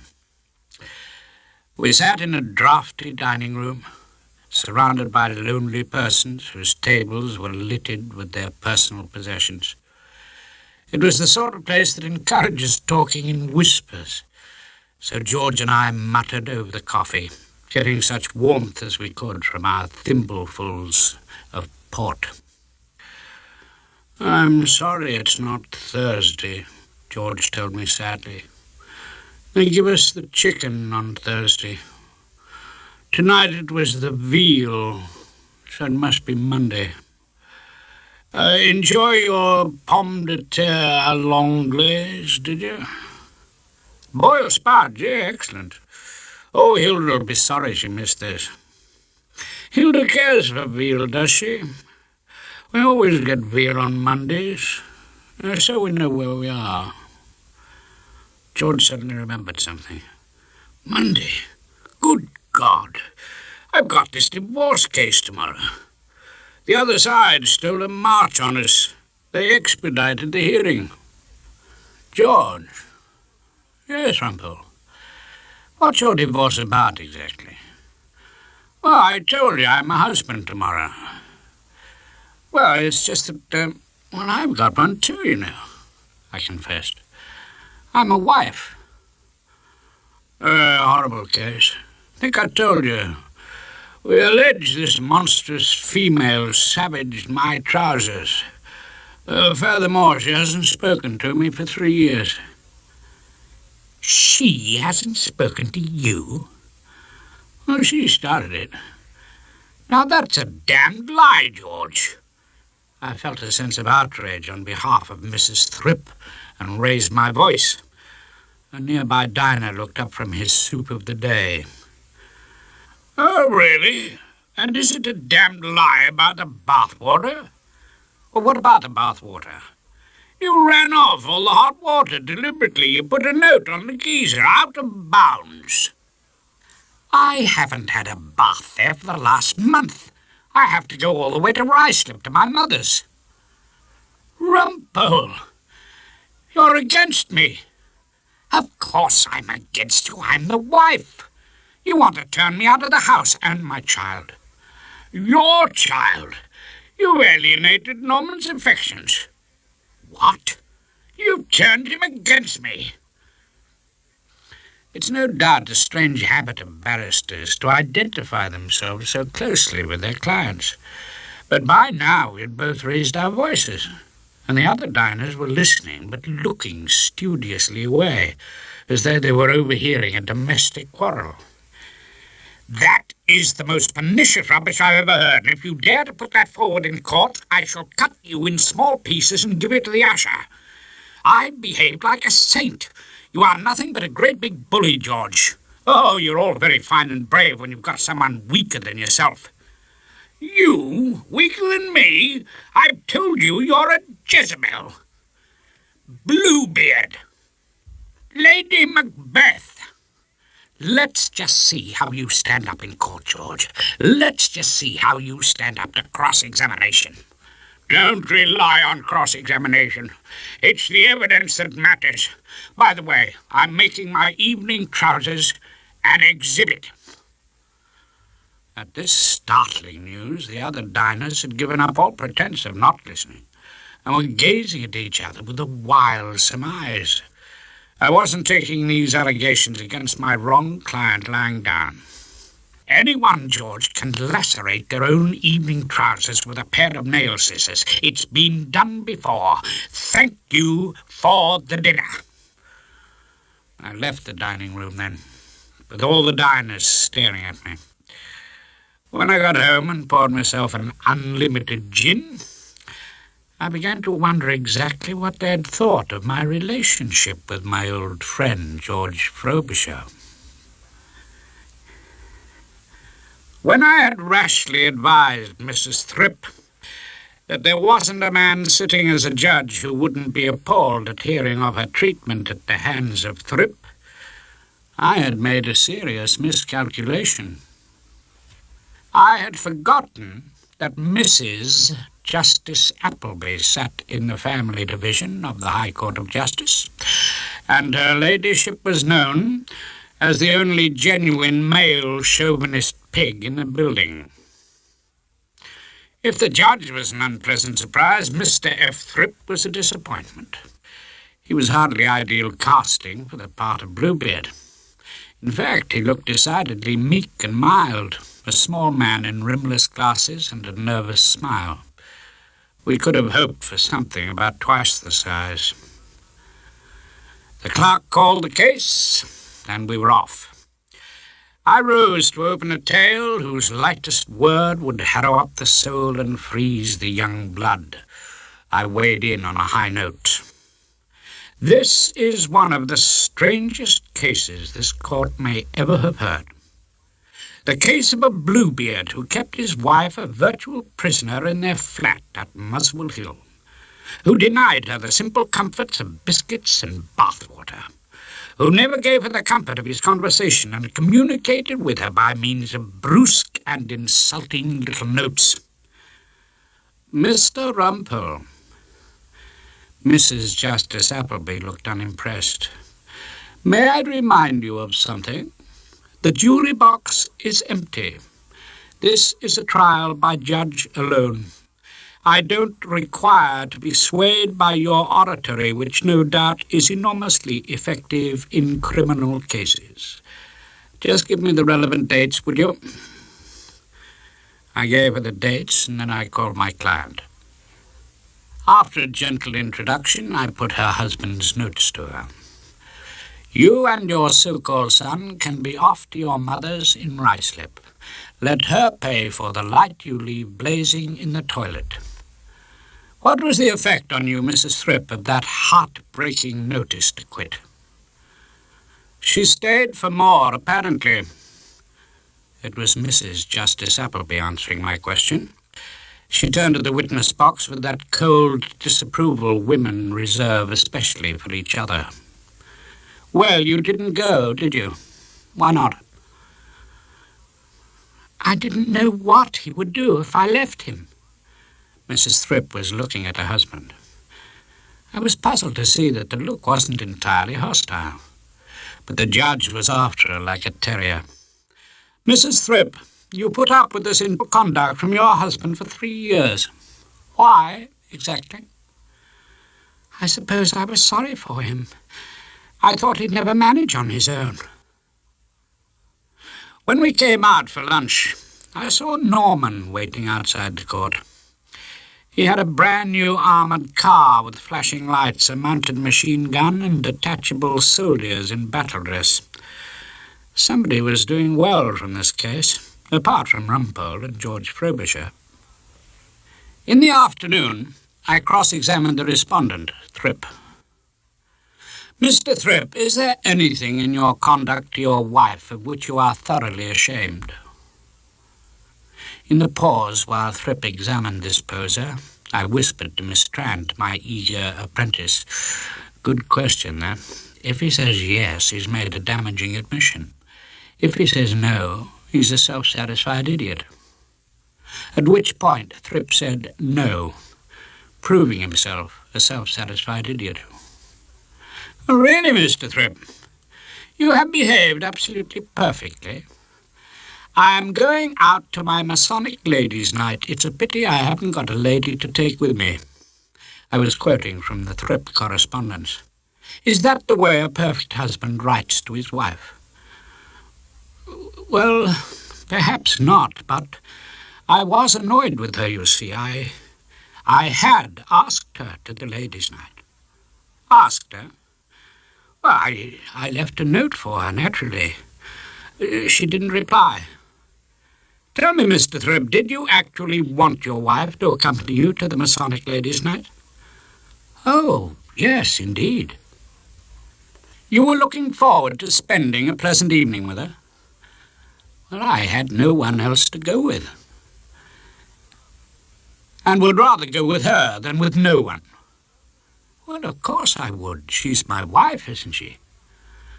Mr. Thrip, I suggest all your charges against her are quite untrue. They are not untrue. But you wanted her with you. You wanted to flaunt her on your arm at the Café Royal. Why? Now, come, Mr. Thrip, will you answer that question?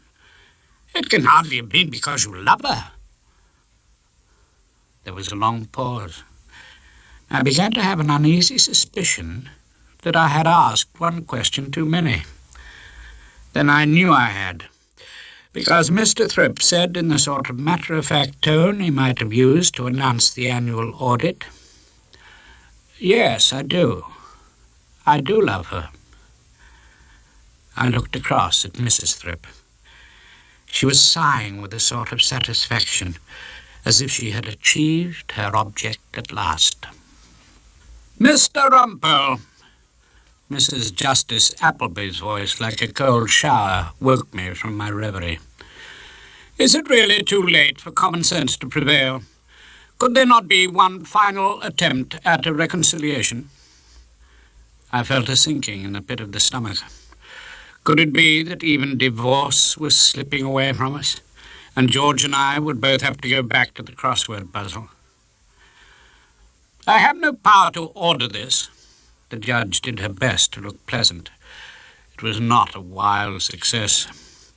"But it does seem to me that Mr. and Mrs. Thrip might meet, perhaps, in counsel's chambers, simply to explore the possibilities of a reconciliation. There is one very important consideration, of course, and I refer to young Norman Thrip, the child of the family. I shall adjourn now until tomorrow morning."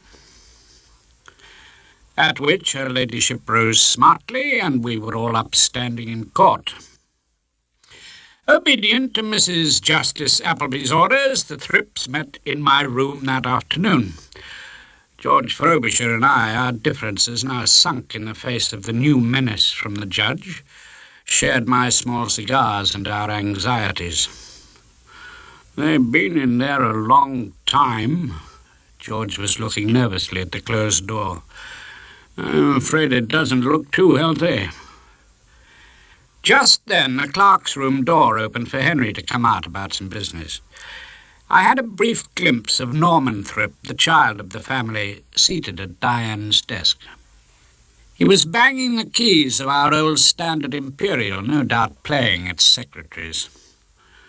"In my opinion," George was still grumbling, "they shouldn't allow women on the bench. That Mrs. Justice Appleby, what does she think she's doing, depriving us of our refreshers?" Before I could agree wholeheartedly, the door of my room opened to let out a beaming Thrip. "Well, gentlemen," he said, "I think we'll be withdrawing the case tomorrow. We still have one or two things to talk over." "Talk over? Well, that'll be a change," said Mrs. Thrip, following him out. Then they collected Norman, who was still happily playing with Diane's typewriter, and took him home, leaving George and I in a state of gloomy suspense. The next morning I got to the law courts early, climbed into the fancy dress, and found Mrs. Thrip and young Norman waiting for me outside Mrs. Justice Appleby's forum in the family division. "Well, Mrs. Thrip, I suppose we come to bury Caesar, not to praise him." "What do you mean, Mr. Rumpole?" "You're dropping the case." Mrs. Thrip, to my surprise, was shaking her head and opening a handbag. She brought out a piece of paper and handed it to me, her voice tremulous with indignation. "No, Mr. Rumpole," she said. "I'm going on with the case. I got this morning, leaning up against the cornflakes packet at breakfast." I took the note from her. "The old barrister you've dug up's going to lose this case. I'll have you and your so-called son out of here in a week. Your so-called husband." I read the typewritten document, and then studied it with more care. He's mad, that's what he is. I can't live with a maniac, Mr. Rumpole. We've got to beat him. I've got to think of Norman, caged up with a man like that. Yes, Norman. I pulled out my watch. We've got a quarter of an hour. I feel the need of a coffee. Do you think Norman would like a donut? Oh, I'm sure we'd be glad to. Not we, Mrs. Thrip. In this instance, I think I'd like to see young Norman on his own. I took Norman down to the cafe in the crypt of the law courts, and as he tucked into a donut and fizzy orangeade, I brought the conversation round to the business in hand. Rum business, marriage. You've never been married, have you, Norman? Of course not. Norman found the idea amusing. No, seriously. Married people have odd ways of showing their love and affection. Some whisper endearments, some send each other abusive notes. Some even have to get as far as the divorce court to prove that they can't do without each other. You were all right, weren't you, Norman, when they really looked like separating? I don't know what you mean. When they were both trying to win you over to their side. When you got a present a week from Mum and a rival present from Dad. Tanks, planes, guns. It's been a sort of arms race between them, hasn't it, Norman?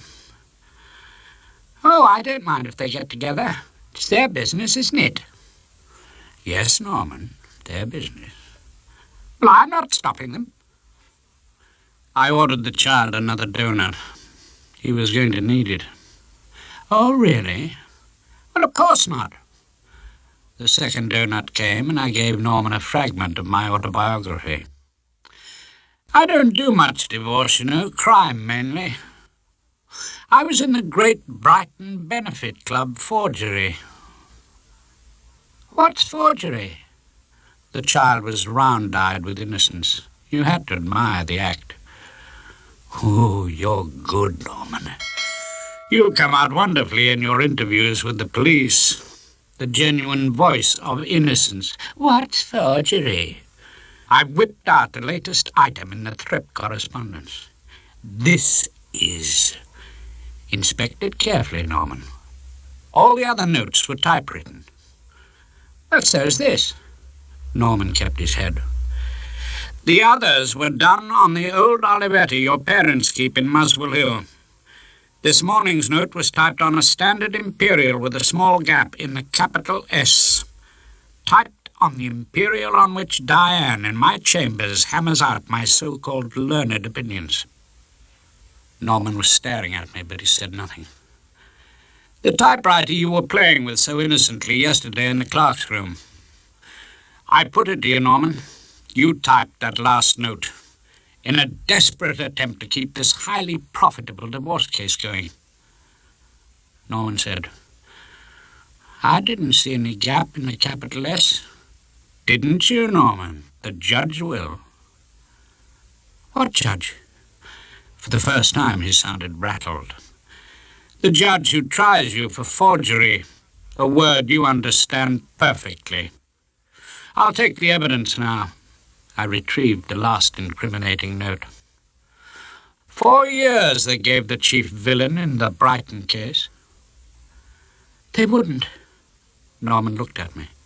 I felt almost sorry for him, as if he were my client. As your lawyer, Norman, I can see only one way out for you. A full confession to your mum and dad. He bit hard into the second donut, seriously considering the possibility. And one more word of advice, Norman.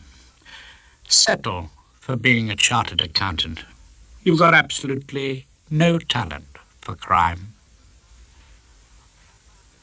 When I got back to the mansions, I found Hilda's case in the hall, and she, apparently just arrived and still in her overcoat, installed wearily in her chair by the simulated coals of our electric fire. Oh, what's the matter? Fallen out with Dodo? Had a bit of a scene over a drop scone? You're home early. Daddy was never back home at 3 o'clock in the afternoon. He always stayed in chambers till 6 o'clock. Regular as clockwork, every day of his life. Oh, my divorce collapsed under me. I lit a small cigar. You're going to see Rumpole. You hang about at home in the mornings. You know why my divorce collapsed. The clients were reconciled. Because however awful it is, however silent and unendurable, however much they may hate each other's guts and quarrel over the use of the geyser, they don't want to be alone. And that's strange, Hilda. They'd rather have war together than a lonely peace. If I'd stayed away any longer, you'd have gone to seed completely. She started to make the room shipshape, a long-neglected task. Oh, woman, in our hours of ease. I got to my feet and gave her the snatch of Walter Scott again. Uncertain, coy, and hard to please. You'd have stayed home from Chambers all day, doing the crossword and delving into the gin bottle. And variable as the shade by the light of quivering aspens made. I crushed out my cigar and moved to the door. If you're going to the loo, Rumpole, try to remember to switch the light off. When pain and anguish wring the brow, a ministering angel thou. I was halfway down the passage when I heard she calling after me. It's for your own good, Rumpole. I'm telling you, for your own good.